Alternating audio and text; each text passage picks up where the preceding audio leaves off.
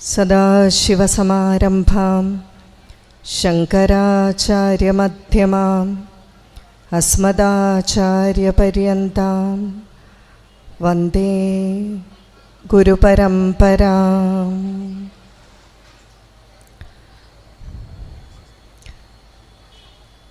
രാമനാഥൻ സാറിൻ്റെ നേതൃത്വത്തിൽ നടത്തുന്ന ഈ ഒരു സത്രത്തിൽ പങ്കെടുക്കാൻ ശരിക്കും പറഞ്ഞാൽ സാധിച്ചതൊരു ഭാഗ്യം തന്നെയാണ്.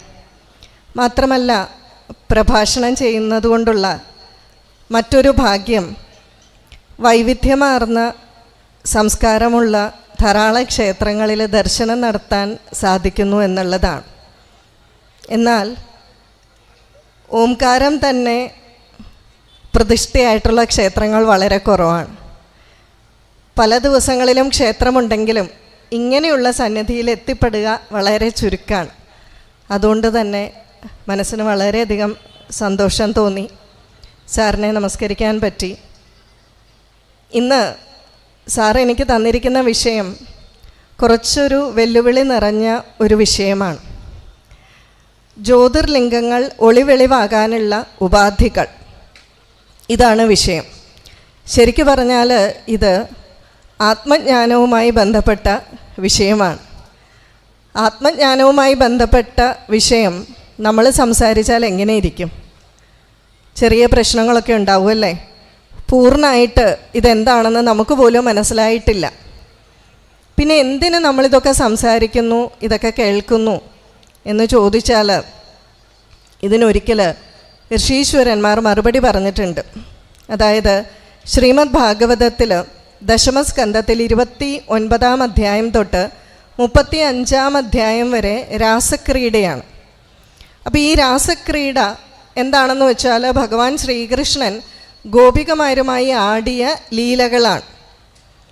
ഇതിനെ ഓരോ ആളുകൾ അവരവരുടെ വികാരത്തിൻ്റെ തലത്തിൽ നിന്ന് വ്യാഖ്യാനിക്കാറുണ്ട്. നമ്മൾ പറയാറില്ലേ, കണ്ണ് മഞ്ഞളിച്ചിരുന്നാൽ കാണുന്ന എല്ലാവരെയും മഞ്ഞയായിട്ട് തോന്നും എന്നുള്ളതുപോലെ ഇതുപോലെ വളരെ ഗഹനമായിട്ടുള്ള വിഷയങ്ങൾ പലപ്പോഴും സ്വന്തം മനസ്സിൻ്റെ വികാരങ്ങൾ ഏത് തലത്തിലാണോ അതിനനുസരിച്ച് കാമകേളികളായിട്ട് പോലും പലരും വർണ്ണിക്കാറുണ്ട്.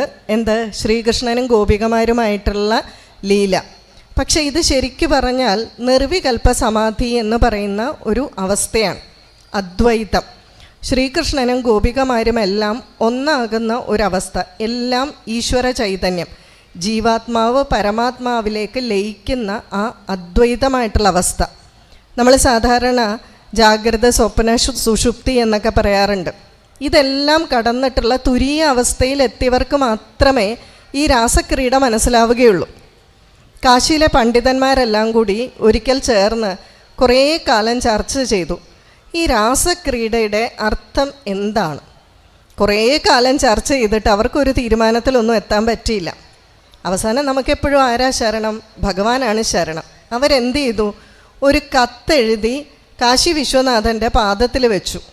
ശരിക്കും ഈ രാസക്രീഡയുടെ അർത്ഥം മനസ്സിലാക്കിയവർ ആരെങ്കിലും ഉണ്ടോ? ഇതായിരുന്നു ആ കത്തിലെ ഉള്ളടക്കം. അടുത്ത ദിവസം രാവിലെ കത്തെടുത്ത് നോക്കിയപ്പോൾ കണ്ടത്, അതിലെഴുതിയിരിക്കുന്നു, രാസക്രീഡയുടെ അർത്ഥം ശരിക്കും മനസ്സിലാക്കിയത് 1 ഞാൻ, ആരാ? ഭഗവാൻ തന്നെ. 2 ശ്രീ ശുകൻ നന്നായിട്ട് മനസ്സിലാക്കിയിട്ടുണ്ട്. പിന്നെ കുറച്ചൊക്കെ വ്യാസനും. എന്നാലോചിച്ച് നോക്കിയേ, ഈ ശ്രീമദ് ഭാഗവതത്തിൽ രാസക്രീഡ എഴുതി ഉൾക്കൊള്ളിച്ചിരിക്കുന്നത് വ്യാസഭഗവാനാണ്. ആ എഴുതിയിരിക്കുന്ന വ്യാസഭഗവാന് പോലും ആ രാസക്രീഡയുടെ തലം മനസ്സിലാക്കാൻ സാധിച്ചിട്ടില്ല. അദ്ദേഹത്തിൻ്റെ പുത്രനായിട്ടുള്ള ശ്രീ ശുകന് മനസ്സിലായിട്ടുണ്ട്. അപ്പം അത്രമാത്രം മനസ്സിലാക്കാൻ ഉയർന്ന തലത്തിലെത്തേണ്ട ഒരു വിഷയമാണ് രാസക്രീഡ. അപ്പോൾ എന്നിട്ട് നമ്മൾ എന്തിനാണത് ചർച്ച ചെയ്യുന്നത്? ആത്മജ്ഞാനം, അദ്വൈതം എന്നുള്ള ഭാവമാണ്. അതുപോലെ തന്നെയാണ് ഈ ജ്യോതിർലിംഗം എന്ന് പറയുന്നത്. അത് നമ്മളിനി ക്രമമായിട്ട് മനസ്സിലാക്കി വരും. പക്ഷേ ഇത് വളരെ ബുദ്ധിമുട്ടുള്ള അവസ്ഥയാണ്. എങ്കിൽ പിന്നെ നമ്മൾ എന്തിനാണ് ഇവിടെ ഇരുന്ന് പറയുന്നത്, കേൾക്കുന്നത്? ഇങ്ങനെയൊക്കെ ഒരു അവസ്ഥയുണ്ടെന്ന് മനസ്സിലാക്കിയാൽ ശ്രമിക്കാനായിട്ട് തോന്നുമല്ലോ, ആ വഴിക്ക് പോകാൻ ഒരു താല്പര്യം കാണിക്കുമല്ലോ. ഗോപികമാർക്ക് പറ്റുമെങ്കിൽ, യഥാർത്ഥ ഭക്തി ഉണ്ടെങ്കിൽ നമുക്കും അത് സാധിച്ചെടുക്കാമെന്ന് നമുക്ക് മനസ്സിലാക്കി ശ്രമിക്കാൻ സാധിക്കും. പിന്നെ നമ്മൾ പറയില്ലേ, ഇങ്ങനെ ആഗ്രഹിച്ചും പറഞ്ഞുകൊണ്ടും ഇരിക്കുമ്പോൾ ചിലപ്പോൾ അത് സാധ്യമാകും. അതുകൊണ്ടാണ് നമ്മളിതെല്ലാം സ്മരിക്കുന്നത്. അപ്പം ഞാനൊരു മുൻകൂർ ജാമ്യം എടുക്കുകയാണ്, ആൻറ്റിസിപ്പേറ്ററി ബെയിൽ. അതായത് ആത്മജ്ഞാനത്തെ പറ്റി സംസാരിക്കാൻ പറ്റുമോ? യഥോ വാചോ നിവർത്തന്തെ അപ്രാപ്യ മനസാ സഹ. ബ്രഹ്മം എന്നുള്ളത് ആരാലും എച്ചിലാവാത്ത, ആരുടെ നാവ് കൊണ്ടും പറയാൻ സാധിക്കാത്തതാണ്. ഇവിടെ ഇരിക്കുന്ന ആർക്കെങ്കിലും പഞ്ചസാരയുടെ മധുരം എന്താണെന്ന് പറയാൻ പറ്റുമോ? ഒരാൾക്കും പറയാൻ പറ്റില്ല. പിന്നെയല്ലേ ബ്രഹ്മം എന്താന്ന്? അത് അനുഭൂതി തലത്തിൽ വരേണ്ടതാണ്, പറയാൻ സാധിക്കില്ല. എങ്കിലും നമ്മൾ എന്തു ചെയ്യും? ഉരുട്ടി പെരട്ടി എന്തെങ്കിലുമൊക്കെ പറയും. പല കാര്യങ്ങളും നമുക്ക് മനസ്സിലായില്ലെങ്കിൽ നമ്മൾ എന്തു ചെയ്യും? ഒരാൾക്ക് ഞാൻ പറഞ്ഞു കൊടുക്കുന്ന മനസ്സിലായില്ല, അപ്പോൾ നമ്മൾ എന്തു പറയും? അല്ല ഇങ്ങനെയാന്നേ അങ്ങനെയാന്നേ. അതെല്ലാം കഴിഞ്ഞിട്ട് 2-3 ഉദാഹരണം പറയും. ഉദാഹരണം പറയുമ്പോൾ ഇപ്പോഴാണ് എനിക്ക് പിടികിട്ടിയത് എന്ന് നമ്മൾ പറയും. പക്ഷേ ആ ഉദാഹരണം കൃത്യമായിരിക്കുമോ? കൃത്യമൊന്നും ആയിരിക്കില്ല, ദൃഷ്ടാന്തം പൂർണ്ണമായിരിക്കില്ല, എന്നാലും കാര്യം മനസ്സിലാകും. അപ്പോൾ അതുപോലെ തന്നെ നമുക്ക് ആ ജ്യോതിർലിംഗത്തിൻ്റെ തലം മനസ്സിലാക്കാൻ സാധിച്ചില്ലെങ്കിൽ പോലും, അത്ര ഉയർന്ന തലത്തിൽ മനസ്സിലാക്കാൻ സാധിച്ചില്ലെങ്കിലും ഏകദേശം ഒരു ധാരണ നമുക്ക് ലഭിക്കും. ഇനി ഭാരതത്തിൽ പ്രധാനമായും 12 ജ്യോതിർലിംഗങ്ങളാണ് ഉള്ളത്, അല്ലേ? ഞാൻ പല എൻ്റെ യൂട്യൂബ് വീഡിയോസിലും പറയാറുണ്ട്, എൻ്റെ ജീവിതത്തിലെ ഏറ്റവും വലിയ ആഗ്രഹങ്ങളിലൊന്ന് 12 ജ്യോതിർലിംഗങ്ങളും ദർശനം നടത്തണം എന്നുള്ളതാണ്. ഇപ്പോൾ ഒരു 7 എണ്ണം ദർശനം ചെയ്തു. അപ്പം എനിക്ക് ഈ വിഷയം തന്നെ കിട്ടിയപ്പോൾ ഞാൻ ശരിക്കും പറഞ്ഞാൽ അത്ഭുതപ്പെട്ടു പോയി. ഇതുമെല്ലാം അറിഞ്ഞുകൊണ്ടാണോ എനിക്ക് ഈ വിഷയം തന്നത് എന്ന്. കാരണം അത്ര വളരെ വർഷങ്ങളായിട്ടുള്ള ഒരു ആഗ്രഹമാണ് ഈ ജ്യോതിർലിംഗ ദർശനം. അപ്പം എന്താണെങ്കിലും ഭാരതത്തിൽ 12 ജ്യോതിർലിംഗങ്ങളുണ്ട്. ഈ 12 ജ്യോതിർലിംഗങ്ങളും സ്ഥിതി ചെയ്യുന്ന സ്ഥലം ഇന്ന് വളരെ വലിയ ക്ഷേത്രങ്ങളാണ്. അപ്പോൾ എങ്ങനെയാണ് ക്ഷേത്രങ്ങൾ ഉടലെടുക്കുന്നത്? വളരെ ചുരുക്കത്തിലൊന്ന് പറയാം. കാരണം ആദ്യമേ ബ്രഹ്മജ്ഞാനത്തിലോട്ടും ആത്മജ്ഞാനം എന്നുള്ള വിഷയത്തിലേക്ക് പോയാൽ നിങ്ങളെല്ലാം ഇപ്പോഴേ വീട്ടിലേക്ക് പോകും. അപ്പോൾ അതുകൊണ്ട് നമുക്ക് ക്രമമായിട്ട് പതുക്കെ അനുസ്മരിക്കാം. അപ്പോൾ എങ്ങനെയാണ് ക്ഷേത്രങ്ങൾ ഉണ്ടാകുന്നത് എന്ന് വെച്ചാൽ, നമ്മൾ ഏതെങ്കിലും നമുക്കിഷ്ടമുള്ള സ്ഥലങ്ങളിലൊന്നും ക്ഷേത്രം പണിയില്ല. ക്ഷേത്രം പണിയുന്നത് നമ്മൾ പൊതുവേ പറയും, ഇപ്പോൾ വീട്ടിൽ പൂജാമുറി വെക്കുകയാണെങ്കിൽ 6 മാസം ഒരു സ്ഥലത്ത് നമ്മൾ ആരാധിക്കുകയോ പൂജയോ ചെയ്താൽ പിന്നെ പൂജാമുറിയുടെ സ്ഥാനം മാറ്റാൻ പാടില്ല, അല്ലെങ്കിൽ ആരാധനയുടെ സ്ഥാനം മാറ്റാൻ പാടില്ല. കാരണം എന്താണ്? 6 മാസത്തെ ആ പ്രാർത്ഥനയോടുകൂടി അവരെ ഒരു ഈശ്വര ചൈതന്യം ഉടലെടുക്കും. ഇനി ഇതൊന്നും പറഞ്ഞാൽ മനസ്സിലാകാത്തവർക്കാണെങ്കിൽ, ഇപ്പം ഞാനിവിടെ ഇരുന്ന് സംസാരിക്കുന്നുണ്ടെങ്കിൽ എൻ്റെ എനർജി സൗണ്ട് എനർജി ആയിട്ടാണ് പുറത്തു വരുന്നത്, അല്ലേ? ശരിക്കും പറഞ്ഞാൽ ഇത് എനർജിയുടെ, ഞാൻ കൂടുതൽ ശക്തിയോടുകൂടി പറയണമെങ്കിൽ കൂടുതൽ എനർജി എടുക്കണം.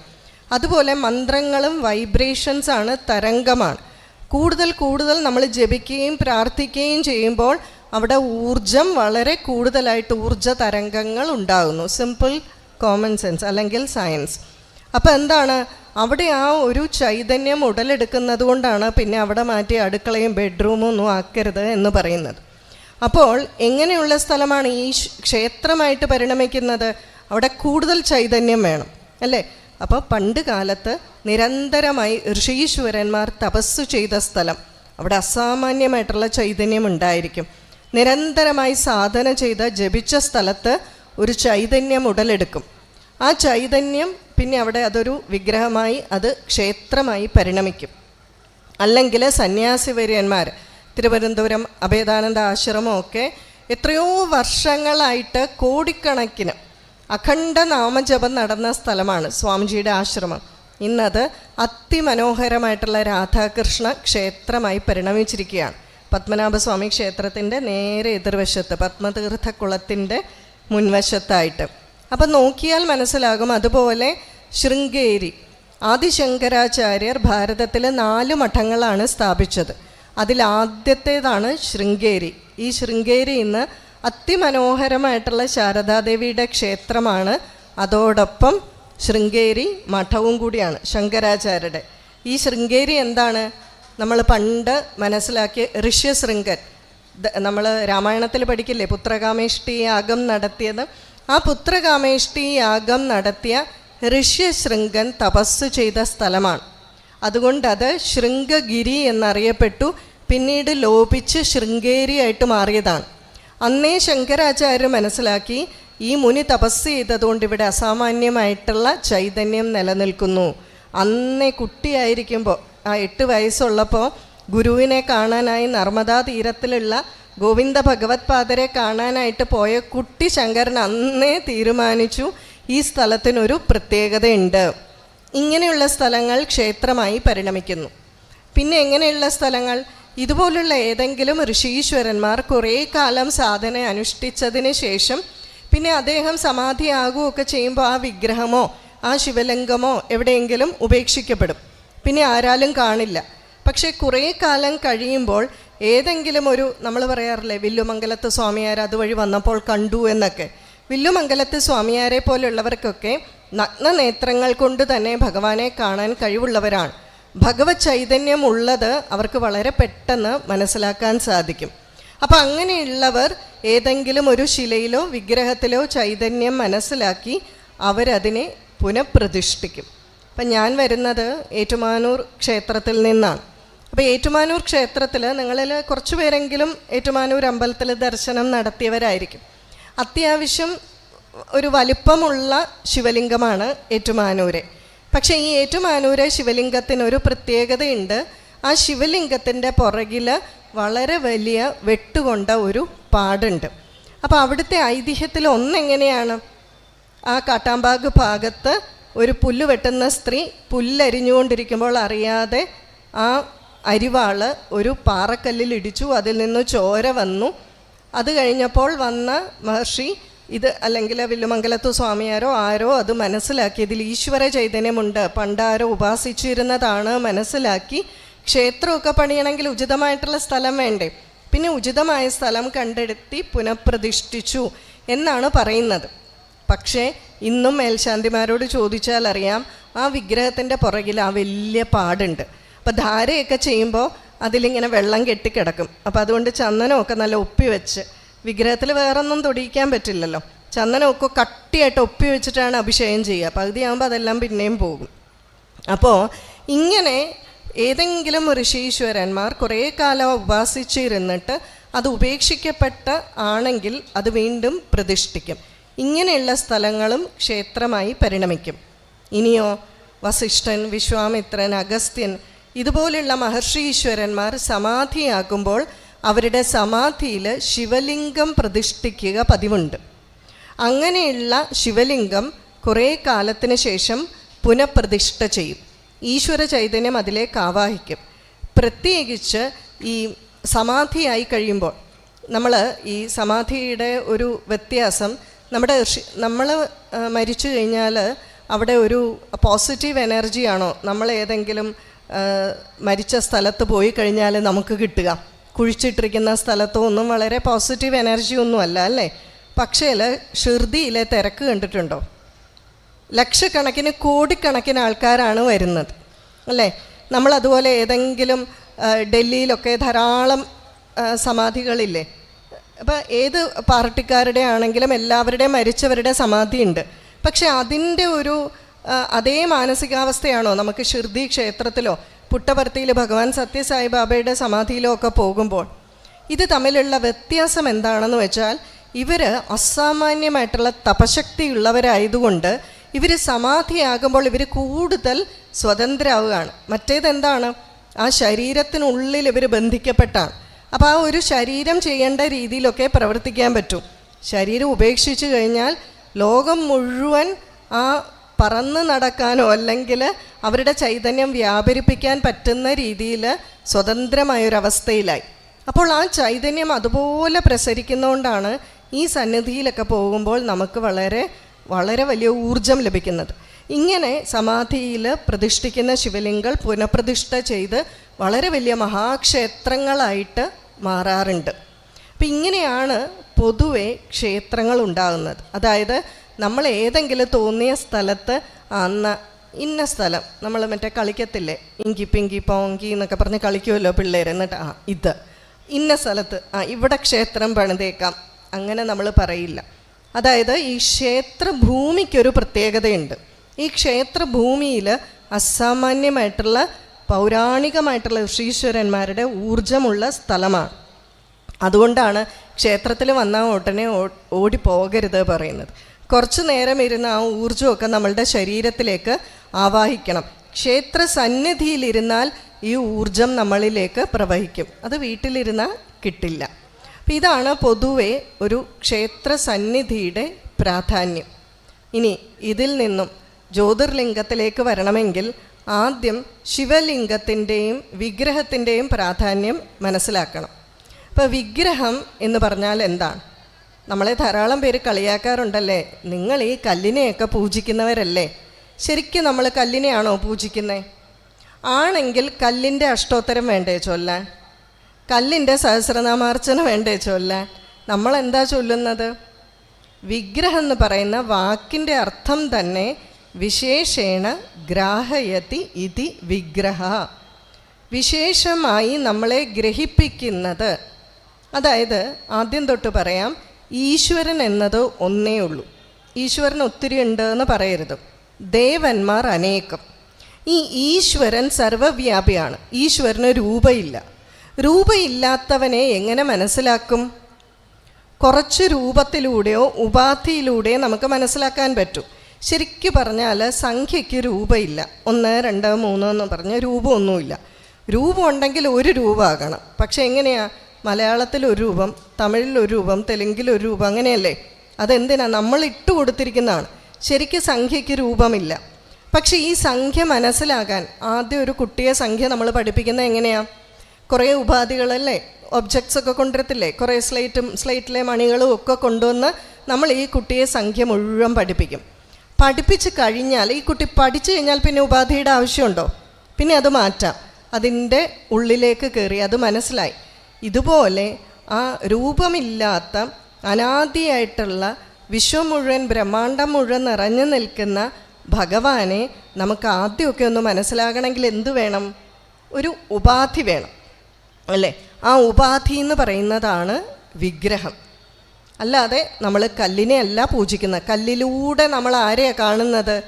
ഈശ്വരനെയാണ് കാണുന്നത്. കല്ലിലൂടെ നമ്മൾ പൂജിക്കുന്നത് ഈശ്വരനെയാണ് പൂജിക്കുന്നത്. അതാണ് ഉപാധി എന്ന് പറയുന്നത്, അല്ലേ? അപ്പോൾ വിഗ്രഹം എന്ന് പറയുന്നത് അതാണ്. പക്ഷെ നമ്മൾ പൂജിക്കുന്ന പൊതുവെയുള്ള വിഗ്രഹങ്ങൾ എങ്ങനെയാണ്? കൈയുണ്ട്, കാലുണ്ട്, മുഖമുണ്ട്, കണ്ണുണ്ട്, എല്ലാം ഇല്ലേ? അപ്പം നമ്മൾ പ്രാർത്ഥിക്കുന്ന ഭഗവാൻ സ്വരൂപം ആണ്. സ്വരൂപധ്യാനം എന്നൊക്കെ പറയില്ലേ, അതാണ്. ഇതിൽ തെറ്റൊന്നുമില്ല. ശങ്കരാചാര്യർ പോലും തർക്കത്തിലൂടെ പറഞ്ഞ് ജയിച്ചതാണ് നമുക്ക് ശരിക്ക് പ്രാർത്ഥിക്കണമെങ്കിൽ രൂപം വേണം. രൂപമില്ലാതെ പ്രാർത്ഥിക്കാൻ എന്തൊരു പാടാ, അല്ലേ? മെഡിറ്റേറ്റ് ചെയ്യുന്നവർ പോലും എങ്ങനെയാണ്? ആദ്യം ഗൈഡഡ് മെഡിറ്റേഷൻ എന്ന് പറഞ്ഞ് ആദ്യം നിങ്ങൾ ഇന്ന വഴി കൂടെ, വഴി എന്ന് പറയുമ്പോൾ തന്നെ ഒരെണ്ണമായില്ലേ, സ്വരൂപമായില്ലേ, അല്ലേ? എല്ലായിടത്തിലും ആ സ്വരൂപം വേണം. അപ്പം ശങ്കരാചാര്യർ പറയുന്നു സ്വരൂപം അല്ലെങ്കിൽ ഒരു രൂപം വെച്ച് പ്രാർത്ഥിക്കുന്നതിൽ തെറ്റൊന്നുമില്ല. ഇപ്പോൾ ഒരു ഉദാഹരണം പറയാം. വേദത്തിൽ ഗംഗാദേവിക്ക് രൂപമൊന്നുമില്ല. പക്ഷെ നമ്മൾ ഹരിദ്വാറിൽ പോയി കഴിഞ്ഞാൽ ഹർക്കി പൗഡിയിൽ തന്നെ ഗംഗാദേവിയുടെ ഒരു ക്ഷേത്രമുണ്ട്. നല്ല സുന്ദരിയായിട്ട് നല്ല വെള്ള വസ്ത്രമൊക്കെ ഉടുത്ത് ഗംഗാദേവിയുടെ പ്രതിഷ്ഠയുണ്ട് അവിടെ. ഇത് കണ്ടാൽ നമ്മൾ എന്ത് മനസ്സിലാക്കണം? ഒറിജിനൽ ഗംഗാദേവിക്ക് ഈ വിഗ്രഹത്തിലുള്ള അതേ കണ്ണും അതേ ഷേപ്പും അതേ മൂക്കുമാണെന്നല്ല നമ്മൾ മനസ്സിലാക്കേണ്ടത്. എന്താണെന്ന് വെച്ചാൽ ഗംഗാദേവി എന്ന് പറയുന്ന ആ ശക്തിയെയാണ്. ഈ രൂപത്തിനെയല്ല. ഗംഗാദേവി എന്ന് പറയുന്ന ആ ജലമല്ലേ, ആ ജലത്തിൽ ശക്തിയുണ്ട്. ഈ ശക്തിയെയാണ് നമ്മൾ ആദരിക്കുന്നത്. ശക്തിയെ ആദരിക്കുന്നില്ല, ജലത്തിന് ശക്തി ഇല്ല എങ്കിൽ നമ്മൾ എന്തിനാ എപ്പോഴും മുല്ലപ്പെരിയാർ എന്നും പറഞ്ഞുകൊണ്ടിരിക്കുന്നത്? ജലത്തിന് ശക്തിയില്ലേ? ഒരു വെള്ളപ്പൊക്കം വന്നപ്പോൾ തന്നെ നമുക്ക് മതിയായി. ശരിക്കും വന്നത് പ്രളയമൊന്നുമല്ല. പ്രളയമൊന്നും നമ്മൾ കണ്ടിട്ടില്ല. അത് ലോകാവസാന സമയത്തെ പ്രളയം ഉണ്ടാകത്തുള്ളൂ. നമുക്കുണ്ടായത് വെള്ളപ്പൊക്കമാണ്. അത് തന്നെ നമുക്ക് പ്രളയമായി, അല്ലേ? ഒന്ന് ആലോചിച്ച് നോക്കി. അപ്പം ജലത്തിന് ശക്തിയുണ്ട്. ആ ശക്തിയെയാണ് നമ്മൾ ആദരിക്കുന്നത്, ബഹുമാനിക്കുന്നത്. നമുക്കിച്ചിരി ഒരടക്കവും ഒതുക്കവും അഹങ്കാരമില്ലായ്മ വരും ഗംഗാദേവിയൊക്കെ നമസ്കരിച്ച. കാരണം നമ്മളാണ് എല്ലാം കൊണ്ടും ശക്തിയുള്ളവരെന്ന് വിചാരിച്ചിരിക്കുമ്പോഴാണ് വീടെല്ലാം വെള്ളത്തിൽ തൂത്തെടുത്ത് പോകുന്നത്. അപ്പോൾ അതുകൊണ്ട് തന്നെ കാറ്റിനെയും വായുദേവനെയും ഒക്കെ നമ്മൾ ബഹുമാനിക്കുന്ന എന്താ? ഒരു കൊടുങ്കാറ്റ് വന്നാൽ മതി, നമ്മുടെ കാര്യം തീർന്നു. അല്ലേ? അപ്പം പ്രകൃതിയിലെ ഇവയ്ക്കെല്ലാം നമ്മളെക്കാൾ ശക്തി ഉണ്ടെന്നും കുറച്ച് മര്യാദയ്ക്കൊക്കെ ഇരിക്കുന്ന നമുക്ക് നല്ലതാണെന്നും ഇത് സൂചിപ്പിക്കുകയാണ് ചെയ്യുന്നത്. മാത്രമല്ല, ഈ നദികൾക്ക് ബ്രഹ്മപുത്ര ഒഴിച്ച് ബാക്കി മിക്കവാറും എല്ലാ നദികൾക്കും, ഇനി വല്ല ഒന്നോ രണ്ടോ ഉണ്ട് എന്നൊന്നും പറയരുത്, മിക്കവാറും എല്ലാ നദികൾക്കും സ്ത്രീകളുടെ പേരാണ്, അല്ലേ? ബ്രഹ്മപുത്ര എന്നുള്ളതൊഴിച്ച് ബാക്കി എല്ലാ സ്ത്രീകളുടെ പേരാണ്. എന്തുകൊണ്ടാണ്? അമ്മമാരുടെ പേരാണ്, അമ്മയാണ്, അല്ലേ? അമ്മയെ ഒരിക്കലും മലീമസമാക്കരുത്, അമ്മയെ ഒരിക്കലും മോശമാക്കരുത്. അതുകൊണ്ടാണ് പണ്ട് മുതലേ പറയും ജലത്തിലിറങ്ങി മലമൂത്ര വിസർജനം ചെയ്യരുത്. പണ്ട് കാലത്ത് സോപ്പൊന്നും ഉപയോഗിക്കില്ല. കാഞ്ചി മഹാപെര്യവ ശങ്കരാചാര്യർ, ചന്ദ്രശേഖരേന്ദ്ര സരസ്വതി സ്വാമികളൊക്കെ കുളത്തിലിറങ്ങിക്കഴിഞ്ഞാൽ മണ്ണ് ഉപയോഗിച്ചിട്ടാണ്, ആ ജലത്തിലെ തന്നെ മണ്ണ് ഉപയോഗിച്ചാണ് മേല് കഴുകുക. അപ്പോൾ പ്രകൃതിക്ക് എന്തെങ്കിലും കുഴപ്പം വരുന്നുണ്ടോ? ഒന്നുമില്ല. ജലത്തിനെ ഈ രീതിയിലാണ് അന്ന് സംരക്ഷിച്ചിരുന്നത്. അപ്പോൾ അതുകൊണ്ട് തന്നെ ഈ ദേവന്മാർക്ക്, പ്രകൃതിയിലെ ശക്തികൾക്ക് രൂപം കൊടുക്കുന്നത്, പ്രകൃതിയിലെ ഏത് ശക്തിക്കും. അപ്പോൾ ആ ഈശ്വരൻ എന്ന് പറയുന്ന അപരിമേയമായിട്ടുള്ള പരിധിയില്ലാത്ത ശക്തിക്ക് നമ്മളെപ്പോലെ കൊച്ചു ബുദ്ധിയുള്ളവർക്ക് ഒന്ന് രൂപം കൊടുക്കുന്നതിൽ തെറ്റൊന്നുമില്ല. അഹങ്കാരമൊക്കെ ഇച്ചിരി കുറയും. പക്ഷേ നമ്മളുടെ അഹങ്കാരം എവിടം വരെ നിൽക്കും? ഇതുപോലെ നമ്മളുടെ ഗ്രന്ഥങ്ങളിൽ പറഞ്ഞിട്ടുണ്ട്, എത്രയോ ബ്രഹ്മാണ്ഡങ്ങളുണ്ട്, ഇത് മുഴുവൻ സൃഷ്ടിക്കണമെങ്കിൽ എന്തെങ്കിലും ഒരു ശക്തി വേണ്ടേ? ചുമ്മാ അങ്ങ് നടക്കുമോ? ഇനി അത് ഈശ്വരനെ നിങ്ങൾ പറയണ്ട, എന്തെങ്കിലും ഒരു ശക്തി വേണം. ആ ശക്തി എത്ര മാത്രം ഉള്ളതായിരിക്കും? ഇനി നമ്മളുടെ ലോകം മാത്രം, ഭൂമി മാത്രം ഒന്നും ആലോചിച്ചാലോ? ഭൂമി മാത്രമല്ല, സൂര്യനും ചന്ദ്രനും ഒക്കെ ഉണ്ടെന്ന് നമുക്കറിയാം. ഇതൊക്കെ സൃഷ്ടിക്കപ്പെട്ടതല്ലേ? അല്ലാതെ വരില്ല. അപ്പോൾ അതിനൊരു ശക്തി വേണം. അപ്പോൾ ഇത്രയും ശക്തിയുള്ള ഒരാളുള്ളപ്പോൾ നമ്മളിവിടെ ഇരുന്ന് 5G വരെ ഇപ്പോൾ കണ്ടുപിടിച്ചു, 6G ആയി. എന്നിട്ട് നമ്മൾ വിചാരിക്കും, ഓ നമ്മുടെ ഇതൊക്കെ ഭഗവാൻ എങ്ങനെ മനസ്സിലാക്കാനാ? ഞാനിവിടെ ഇരുന്ന് ചിന്തിക്കുന്നത്, ഈ ഇത്രയും കോടി ജനങ്ങളുണ്ട്, ഭഗവാൻ അവിടെ നിന്ന് ചിരിക്കുക, 20,000G ഞാൻ സൃഷ്ടിച്ചു വെച്ചിട്ട് കോടാനുകോടി യുഗങ്ങൾ കഴിഞ്ഞു, അവനിവിടെ 5G ഇപ്പോൾ ഒന്ന് പതുക്കെ മനസ്സിലാക്കി വരുന്നുണ്ട്, അല്ലേ? അപ്പം നമ്മൾ ആദ്യം ആ ശക്തി എത്രമാത്രം ഉണ്ട് എന്ന് മനസ്സിലാക്കുക. അപ്പോൾ പതുക്കെ സ്വരൂപധ്യാനം ചെയ്യുക, കയ്യും കാലും ഒക്കെയുള്ള ആ സ്വരൂപധ്യാനം ചെയ്യുക. ഈ സ്വരൂപധ്യാനത്തിൽ നിന്ന് നമ്മൾ എങ്ങോട്ട് വരണം? നിരാകാര രൂപത്തിലേക്ക് വരണമല്ലേ? ഈശ്വരന് രൂപമില്ല, പ്രപഞ്ചം മുഴുവൻ നിറഞ്ഞു നിൽക്കുന്ന ആ ശക്തി, അതിലേക്ക് വരണം. അപ്പം അതിലേക്കുള്ള ഒരു വഴിയാണ് ഈ ശിവലിംഗം. ശരിക്കു പറഞ്ഞാൽ പൂർണ്ണമായിട്ടുള്ള സ്വരൂപധ്യാനത്തിലും പൂർണ്ണമായിട്ടുള്ള നിരാകാര ധ്യാനത്തിനും ഇടയ്ക്കുള്ള ഒരു ആരാധനാ മാർഗമാണ് നമ്മൾ ശിവലിംഗം കൊണ്ട് ഉദ്ദേശിക്കുന്നത്. ഇനി ഈ ശിവലിംഗത്തിൻ്റെ പ്രത്യേകതകൾ എന്തൊക്കെ? ശിവലിംഗം നമ്മൾ ഉള്ള ക്ഷേത്രങ്ങളിൽ ദർശനത്തിനുമൊക്കെ ചില പ്രത്യേകതകളുണ്ട് എന്നൊക്കെ എല്ലാവർക്കും അറിയാം. ഈ ശിവലിംഗത്തിൻ്റെ പ്രത്യേകത എന്താണെന്ന് വെച്ചാൽ, ഒന്ന്, അതിന് മുഖമില്ല, വശമില്ല, അല്ലേ? അങ്ങനെയല്ലേ? കയ്യും കാലും ഒന്നുമില്ല, ഇങ്ങനെയൊക്കെയുള്ള രൂപമാണ്. അപ്പം കയ്യും കാലും ഒക്കെ ഉള്ള രൂപത്തിൽ നിന്നും പ്രാർത്ഥിച്ചു വന്ന നമ്മൾ ഇതൊന്നുമില്ലാത്ത ഒരു രൂപത്തിലും എന്തിനെ കാണാൻ തുടങ്ങി? പതുക്കെ അതിലും നമ്മൾ ഈശ്വരനെ കാണാൻ തുടങ്ങി. കയ്യും കാലും ഒന്നും ഇല്ലെങ്കിലും അതും ഈശ്വരനാണ് എന്ന് മനസ്സിലാക്കി തുടങ്ങി. പക്ഷേ അവിടെ ചെറിയൊരു സൂചന നമുക്ക് തരുന്നുണ്ട്. ശിവലിംഗം കൊണ്ട് എന്താണ് ഉദ്ദേശിക്കുന്നത്?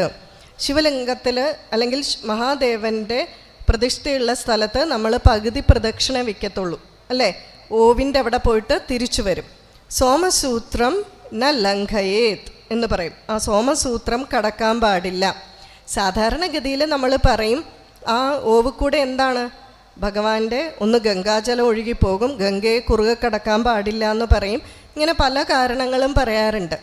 ശരിക്കു പറഞ്ഞാൽ എന്താണെന്ന് വെച്ചാൽ, താന്ത്രിക വിധി പ്രകാരം അല്ലെങ്കിൽ നമ്മളുടെ ഗ്രന്ഥങ്ങൾ പ്രകാരം, ഉപനിഷത്ത് പ്രകാരം, ഇപ്പോൾ ഉദാഹരണത്തിന് മാണ്ഡൂക്യ ഉപനിഷത്ത്, ഇപ്പോൾ ഈ ഓംകാരം കണ്ടപ്പോൾ ഞാൻ ശരിക്ക് അതാണ് വിചാരിച്ചത്. ഒന്ന് വഴിമാറി അത് പറഞ്ഞിട്ട് നമുക്ക് ശിവലിംഗത്തിലേക്ക് വരാം.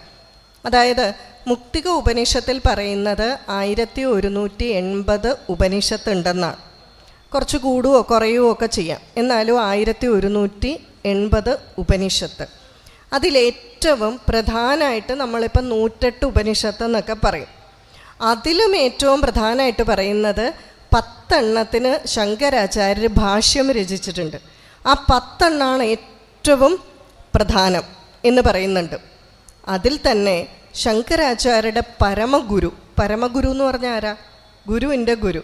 ശങ്കരാചാര്യരുടെ ഗുരു ഗോവിന്ദ ഭഗവത് പാദർ. ഗോവിന്ദ ഭഗവത് പാദരുടെ ഗുരു ഗൗഡപാദാചാര്യർ പോലും കാരിക എഴുതി ആ ഉപനിഷത്തിൻ്റെ വളരെ വലിയ അർത്ഥവ്യാഖ്യാനം നടത്തിയ ഉപനിഷത്താണ് മാണ്ഡൂക്യ ഉപനിഷത്ത്. വളരെ ചെറിയൊരു ഉപനിഷത്താണ്, അഥർവവേദത്തിൽ അന്തർഗതമാണ്. ഈ മാണ്ഡൂക്യ ഉപനിഷത്തിൻ്റെ സാരം ഓംകാരമാണ്. ഓംകാരത്തെ പറ്റിയാണ് പറയുന്നത്. ആ ഓംകാരത്തിൽ പറയുകയാണ്, ഓംകാരം എന്നാൽ ശിവം എന്നാണ് അർത്ഥം. അതായത് ഈ മഹാദേവൻ എന്ന് പറയുന്നത് തന്ത്രവിധി പ്രകാരമോ ഏതനുസരിച്ചോ ഏറ്റവും പരമമായിട്ടുള്ള ആ ശക്തിയാണ്. ഇത് പറഞ്ഞ വിഷ്ണുവിൻ്റെ ഭക്തർക്കൊന്നും വഴക്കടിക്കാൻ വേണ്ടിയിട്ടല്ല ഇത് പറയുന്നത്. മനസ്സിലായില്ലേ? തത്വം ഗ്രഹിക്കുക.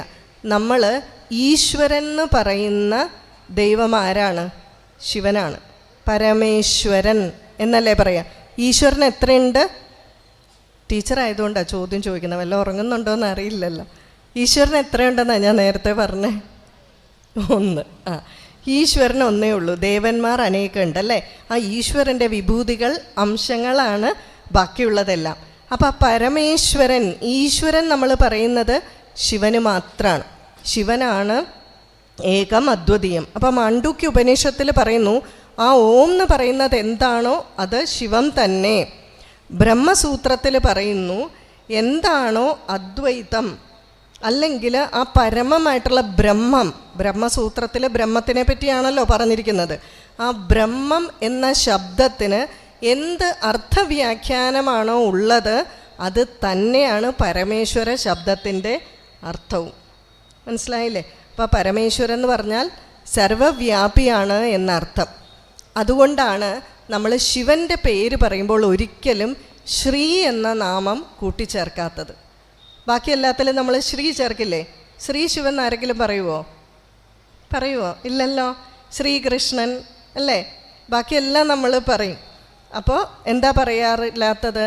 ഇതിന് കാരണം ശ്രീ എന്തുകൊണ്ടാണ് ഉപയോഗിക്കുന്നത്? നമ്മളും പറയത്തില്ലേ ശ്രീ അല്ലേ, ഗോപാലകൃഷ്ണൻ നായർ അല്ലേ എന്നൊക്കെ പറയും. ശ്രീ ഉപയോഗിക്കുന്ന എവിടെ വെച്ചാണെന്ന് വെച്ചാൽ ഒരു മംഗളകരമായിട്ടുള്ള ശബ്ദം ഒരു ശുദ്ധിക്ക് വേണ്ടി കൂട്ടിച്ചേർക്കുന്നതാണ് അല്ലേ. ഒരു ശ്രീ എന്ന് പറഞ്ഞാൽ എന്താ? മംഗളം, ഐശ്വര്യമാണ്. അപ്പോൾ അതും കൂടെ വരാൻ വേണ്ടി കൂട്ടിച്ചേർക്കുന്നതാണ്. അതെപ്പോഴാണ്? എന്തെങ്കിലും ഒരു അശുദ്ധി ഉള്ളപ്പോഴാണ് കൂട്ടിച്ചേർക്കുക. മനുഷ്യൻ്റെ കാര്യത്തിലല്ല കേട്ടോ, ഭഗവാന്റെ കാര്യത്തിൽ പറയുന്നതാണ്. അതായത് ശ്രീകൃഷ്ണനും ശ്രീരാമനും ഒക്കെ ശരീരം എടുത്തതുകൊണ്ട് അവർക്കൊരു അശുദ്ധി നേരിട്ടു. ശരീരം എടുക്കേണ്ടി വന്നില്ലേ? മഹാദേവൻ്റെ ജനനത്തെപ്പറ്റി ഏതെങ്കിലും കഥ വായിച്ചിട്ടുണ്ടോ? വായിച്ചിട്ടുണ്ടെങ്കിൽ അത് ശരിയല്ല അല്ലേ. കുട്ടിയുടെ ഫോട്ടോയൊക്കെ കണ്ടിട്ടുണ്ട്. മഹാദേവന് ജനനവും ഇല്ല, മരണവും ഇല്ല, ഒന്നുമില്ല. ശ്രീകൃഷ്ണൻ സ്വധാം. ഇവിടെ ഭഗവാന്മാർ ചെറുപ്പം വലിപ്പമൊന്നും അല്ല കേട്ടോ ഞാൻ പറയുന്നത്, തത്വം മനസ്സിലാക്കാൻ വേണ്ടി പറയുകയാണ്. മഹാവിഷ്ണു, മഹാദേവൻ ഇതെല്ലാം ഒരേ ചൈതന്യമാണ്. നമ്മുടെ സ്വഭാവം വ്യത്യാസമുണ്ട്, ഓരോരുത്തർക്കും ഇഷ്ടമുള്ള ആളിനെ തന്നിരിക്കുന്നു എന്ന് മാത്രം. അപ്പോൾ ഇവിടെ ശ്രീ ശിവൻ എന്ന് പറയാത്തത് ശരീരമെടുത്ത ഒരു അശുദ്ധി ഭഗവാന് വന്നിട്ടില്ല. അത് പരബ്രഹ്മമൂർത്തിയാണ്. ഇവിടെ പറഞ്ഞിരിക്കുന്ന ഈ ഓംകാരത്തിനെ നിങ്ങൾ ഉപാസിച്ചാൽ മഹാദേവനെ ഉപാസിക്കുന്നതിനു തുല്യം. അപ്പം ഇത്രമാത്രം ആചാര്യന്മാർ പറഞ്ഞിരിക്കുന്നു ആ ശിവ എന്ന പദത്തിൻ്റെ പ്രാധാന്യം.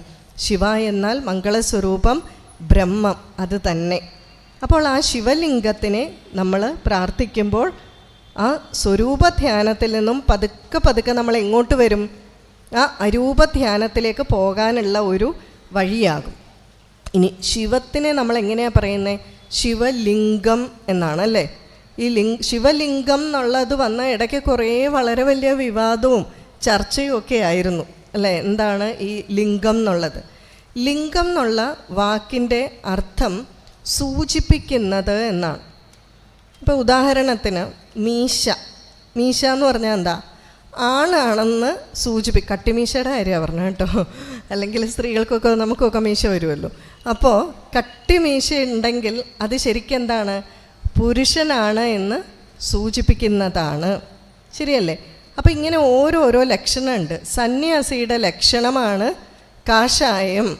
ചിദാനന്ദപുരി സ്വാമിജി പറയും, ഈ കേരളത്തിൻ്റെ ഈ അതിർത്തിയിലും മാത്രമേ ഉള്ള മനുഷ്യർ മുഴുവൻ ഈ കാവുമുണ്ട് എടുത്തോട് നടക്കുന്നുള്ളൂ. ഇതാണെങ്കിൽ ഞങ്ങൾക്ക് തന്നൂടെ ഈ സന്യാസിമാർക്ക്. വേറെ പുറത്ത് മറ്റ് സംസ്ഥാനങ്ങളിലൊന്നും ആരും ഈ കാവുമുണ്ട് ഉടുക്കില്ല. അത് സന്യാസിമാർക്കുള്ളതാണ്. കാരണം അത് മണ്ണ് കൊണ്ടൊക്കെ ഉണ്ടാക്കിയതാണ്. മണ്ണിൻ്റെ ആ എന്താ പറയുക ഗന്ധമൊക്കെ ആയിട്ട് അത് നമ്മൾ ആ മനസ്സുകൂടെ ആ പാകതയിലോട്ട് വന്നു കഴിയുമ്പോൾ ധരിക്കേണ്ട വസ്ത്രമാണ് എന്ന് പറയും. സന്യാസിയുടെ ലക്ഷണമാണ് കാഷായം.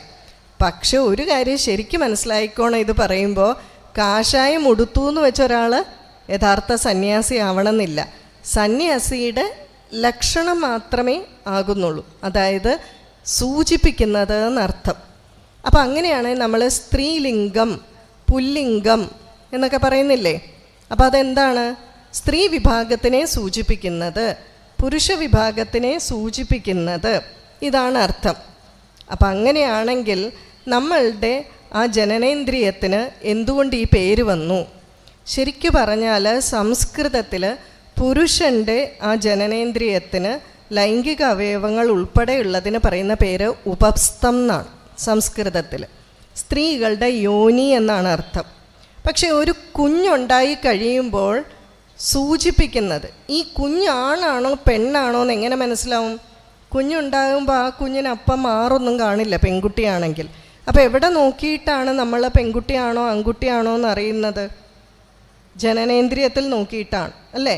അപ്പം പെണ്ണാണോ ആണാണോ എന്ന് സൂചിപ്പിക്കുന്നത് എന്നുള്ളത് വന്നതുകൊണ്ടാണ് അതിന് ലിംഗം എന്ന പേര് വന്നത്. മനസ്സിലായോ? അല്ലാതെ ഇത് മാത്രമല്ല ലിംഗം. ലിംഗം എന്ന് പറഞ്ഞാൽ ഈ അർത്ഥമേ ഉള്ളൂ, സൂചിപ്പിക്കുന്നത് ഇതാണ്. അപ്പോൾ ശിവലിംഗം കൊണ്ട് എന്താണ് സൂചിപ്പിക്കുന്നത്? ശിവലിംഗം കൊണ്ട് സ്ത്രീ പുരുഷ സംയോഗം സൂചിപ്പിക്കുന്നില്ല എന്ന് പറയുന്നില്ല.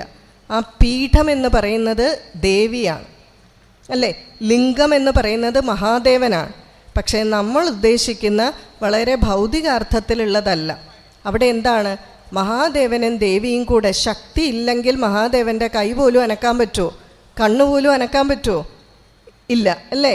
അപ്പോൾ ആ ശക്തിയും ശിവന് ശക്തിയും കൂടെ ചേർന്നാൽ മാത്രമേ അവിടെ സൃഷ്ടിക്രമം ഉണ്ടാവൂ, ചലനം ഉണ്ടാകൂ. അപ്പോൾ ആ സൃഷ്ടിയെയും സൃഷ്ടിവർദ്ധനവിനെയും ഒക്കെ കാണിക്കുന്നത് തന്നെയാണ് ആ ലിംഗം. പക്ഷേ നമ്മൾ ഉദ്ദേശിക്കുന്ന തരത്തിലുള്ള ഒരു മാനമല്ല ശിവലിംഗം എന്ന് പറയുന്ന പദത്തിനുള്ളത്. അപ്പോൾ ആ ഒരു രീതിയിൽ നമ്മളിതിനെ കൃത്യമായിട്ട് മനസ്സിലാക്കി പോകുക. ഇനി ഈ ശിവലിംഗം എന്ന് പറയുന്ന വല്ലതും വിട്ടുപോയിട്ടുണ്ടെങ്കിൽ ഇനി ഓർമ്മ വരുമ്പോൾ പറയാം. ശിവലിംഗത്തിൽ ഇനി എന്തൊക്കെ പറയാനുണ്ട് എന്നിങ്ങനെ ആലോചിക്കുകയായിരുന്നു. ഇനി ഈ ശിവലിംഗം നമ്മളുടെ ഭാരതത്തിലും പുറത്തുള്ള ക്ഷേത്രങ്ങളിലുമായി ധാരാളം ഉണ്ട് അല്ലേ. ആയിരക്കണക്കിന് ശിവലിംഗങ്ങളുണ്ട്. പക്ഷെ അതിൽ ഈ 12 മാത്രം ഇത്ര വിശേഷപ്പെട്ടതായിട്ട് പറയുന്നത് എന്തുകൊണ്ട്? ഇനി അതിലേക്കാണ് വരുന്നത്. ജ്യോതിർലിംഗങ്ങൾ എന്ന് പറയും. ഈ 12 എവിടേക്കാണുള്ളത്? സൗരാഷ്ട്രേ സോമനാഥം ച, ശ്രീശൈലേ മല്ലികാർജുനം, ഉജ്ജയിന്യാം മഹാകാലം, ഓംകാരം അമലേശ്വരം, പരല്യാം വൈദ്യനാഥം ച, ഡാകിന്യാം ഭീമശങ്കരം, സേതുബന്ധേതു രാമേശം, നാഗേശം ദാരുകാവനെ, വാരണസ്യാന്തു വിശ്വേശം, ത്രംബകം ഗൗതമീതടേ, ഹിമാലയേതു കേദാരം, കൃഷ്ണേശം ശിവാലയെ, ഏതാനി ജ്യോതിർലിംഗാനി പ്രാതസായ പഠേന്നര, സപ്തജന്മകൃതം പാപം സ്മരണേന വിനശ്യതി. ഓർത്താൽ പോലും പാപം തീരുന്നാണ് പറയുക ഈ 12 ജ്യോതിർലിംഗങ്ങൾ. ഇത് ഞാൻ പണ്ടേ പഠിച്ചു വെച്ചു. എന്തിനാണെന്നറിയോ? ഇവിടെയൊക്കെ ഒന്ന് പോകണം. അപ്പോൾ ഇതിങ്ങനെ ജപിച്ചുകൊണ്ടിരുന്ന അവസാനം ഭഗവാൻ കുറേ കാലം ഇവള് ജപിക്കുന്ന തഥാസ്തു എന്നെങ്ങാനും പറഞ്ഞ അനുഗ്രഹിച്ചാൽ രക്ഷ കിട്ടിയില്ലേ. പക്ഷെ ആ അനുഗ്രഹം കിട്ടി 7 പോകാൻ പറ്റി. കഴിഞ്ഞ മാസം കൂടി പോകാൻ പറ്റി, ആന്ധ്രയിലെ ശ്രീശൈലം. ഇനി ഈ ജ്യോതിർലിംഗങ്ങൾ എന്തൊക്കെയാണെന്ന് പറയാം. സൗരാഷ്ട്രേ സോമനാഥം ച, സോമനാഥം എല്ലാവരും കേട്ടിട്ടില്ലേ? എവിടെയാണ്? ഗുജറാത്തിൽ സോമനാഥം. എത്രയോ ആക്രമണങ്ങൾക്കിരയായി തച്ചുടയ്ക്കപ്പെട്ട് അല്ലേ. ചിദാനന്ദപുരി സ്വാമിജികൾ പറയും മുഗളന്മാരുടെ ആക്രമണത്തിലൊക്കെ ധാരാളം പ്രാവശ്യം തച്ചുടയ്ക്കപ്പെട്ട ബ്രിട്ടീഷുകാരുടെയും ആക്രമണങ്ങൾക്കെല്ലാം വിധേയമായ ഒരു ശിവലിംഗമാണ്. പക്ഷേ അന്ന് സ്വാമിജി പറയും, നമ്മളുടെ ഒരു പൗരുഷം കാണിച്ചില്ല.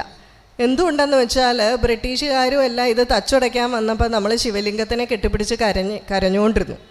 ശരിക്കും പറഞ്ഞാൽ ക്ഷേത്രത്തിനുള്ളിൽ ആക്രമിക്കാൻ വന്നവരുടെ 3 ഇരട്ടി ആൾക്കാരുണ്ടായിരുന്നു. അവരെല്ലാവരും കൂടെ സ്വന്തം ശക്തി ഉപയോഗിച്ചാൽ മതിയായിരുന്നു.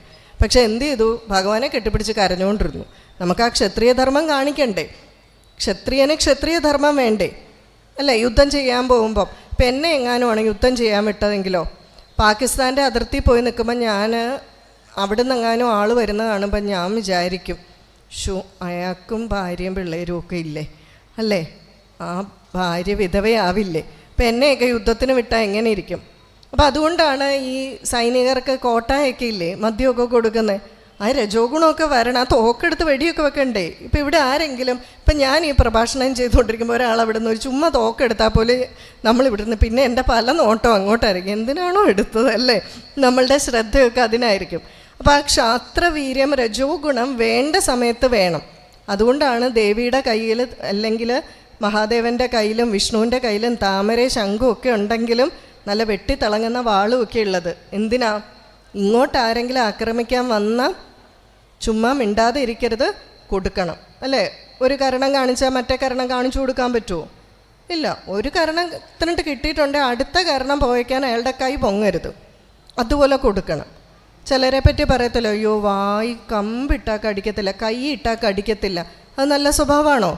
അനാവശ്യമായിട്ട് ഒരാൾ നമ്മളുടെ വായിൽ കൈയിടരുത്. അല്ല, ദന്ത ഡോക്ടർ ആയിരിക്കണം വിത്ത് അവർ പെർമിഷൻ. ഈ ഒരു ക്ഷാത്രവീര്യം നമ്മുടെ സൈനികർക്കില്ലെങ്കിൽ നമ്മൾ ആരും ഒന്നും ഇവിടെ സമാധാനമായിട്ട് ഇങ്ങനെ ചിരിച്ചുകൊണ്ടിരിക്കില്ല. അവരവിടെ സൈന്യം രക്ഷിക്കുന്നതുകൊണ്ടല്ലേ. പണ്ട് അബ്ദുൽ കലാം സാറിനോട് ഒരു പെൺകുട്ടി ഒരു ചോദ്യം ചോദിച്ചു. അതായത് അങ്ങയെപ്പറ്റി പറയുന്നത് വളരെ സൗമ്യനായിട്ടുമൊക്കെയുള്ള ആളായിട്ടല്ലേ, പക്ഷെ അതോടൊപ്പം മിസൈൽ മാൻ ഓഫ് ഇന്ത്യ എന്നാണ് അങ്ങ് അറിയപ്പെടുന്നത്. അപ്പോൾ ചോദിച്ചു, അതെന്തുകൊണ്ടാണ് അങ്ങനെ? അപ്പോൾ ഈ കുട്ടിയോട് പറഞ്ഞു, അല്ല, മോൾ ഇങ്ങനെ റോഡിൽ കൂടെ നടന്നുകൊണ്ട് പോകുമ്പോൾ മോളുടെ ഒരു കൂട്ടുകാരിയെ ഒരുത്തൻ വന്ന് കടന്നു പിടിച്ചു. വളരെ ശക്തനായിട്ടുള്ള ഒരു ആജാനുബാഹു വന്നു കടന്നു പിടിച്ചു. അപ്പോൾ അങ്ങനെയാണെങ്കിൽ മോൾ എന്ത് ചെയ്യും? അല്ല, അയാൾ ഭയങ്കര ശക്തിയുള്ള ആളല്ലേ, അപ്പം ഞാൻ ചെന്ന് ചിലപ്പോൾ എന്നെയും കൂടെ ഉപദ്രവിക്കും. അല്ല, മോൾക്ക് രക്ഷിക്കണം എന്നില്ലേ? ഉണ്ട്. രക്ഷിക്കാൻ സാധിക്കാത്ത എന്തുകൊണ്ടാ? ശക്തി ഇല്ലാത്തതുകൊണ്ട്. ആ പെൺകുട്ടിക്ക് രക്ഷപ്പെടാൻ സാധിക്കാത്ത എന്തുകൊണ്ടാ? ശക്തി ഇല്ലാത്തതുകൊണ്ട്. ശക്തി ഉണ്ടായിരുന്നെങ്കിൽ അയാൾ ആക്രമിക്കാൻ തന്നെ വരുമോ? ഒന്ന് നോക്കിയല്ലേ, മേരി കോമിൻ്റെ അടുക്കൽ പെട്ടെന്ന് ആരെങ്കിലും അങ്ങനെ വല്ലതും ചെയ്യാൻ പോവുമോ? ഇല്ലല്ലോ, അല്ലേ? നല്ല ഇടി പഞ്ചർ കിട്ടുന്ന അറിയാം. അപ്പോൾ ശക്തി ഉണ്ടവരോട് സൂക്ഷിച്ചേ നിൽക്കൂ. അതാരാണേലും അങ്ങനെയല്ലേ. നല്ല മസിലും നല്ല വീര്യമൊക്കെ ഉള്ളവരാകുമ്പോൾ നമ്മൾ വിചാരിക്കും ചെന്നാൽ ചിലപ്പോൾ ഒന്ന് കിട്ടിയാൽ ഇരുപ്പതാ, അതുകൊണ്ടൊക്കെ ഇച്ചിരി നോക്കിക്കണ്ടൊക്കെ നിൽക്കാം എന്ന് വിചാരിക്കും. അപ്പം അബ്ദുൽ കലാം സാറ് പറഞ്ഞ അതാണ്, അങ്ങോട്ട് പോയി പൊട്ടിക്കാനും കൊടുക്കാനും യുദ്ധം ചെയ്യാനും അല്ല, ഇങ്ങോട്ടാരെങ്കിലും കയറി വന്ന്, നമ്മൾ നാടൻ ഭാഷയെ പറയില്ല, ഇങ്ങോട്ടാരെങ്കിലും കയറി ചൊറിയാൻ വന്നാൽ തീർത്ത് വിടണം. അതിന് വേണ്ടിയിട്ടാണ്.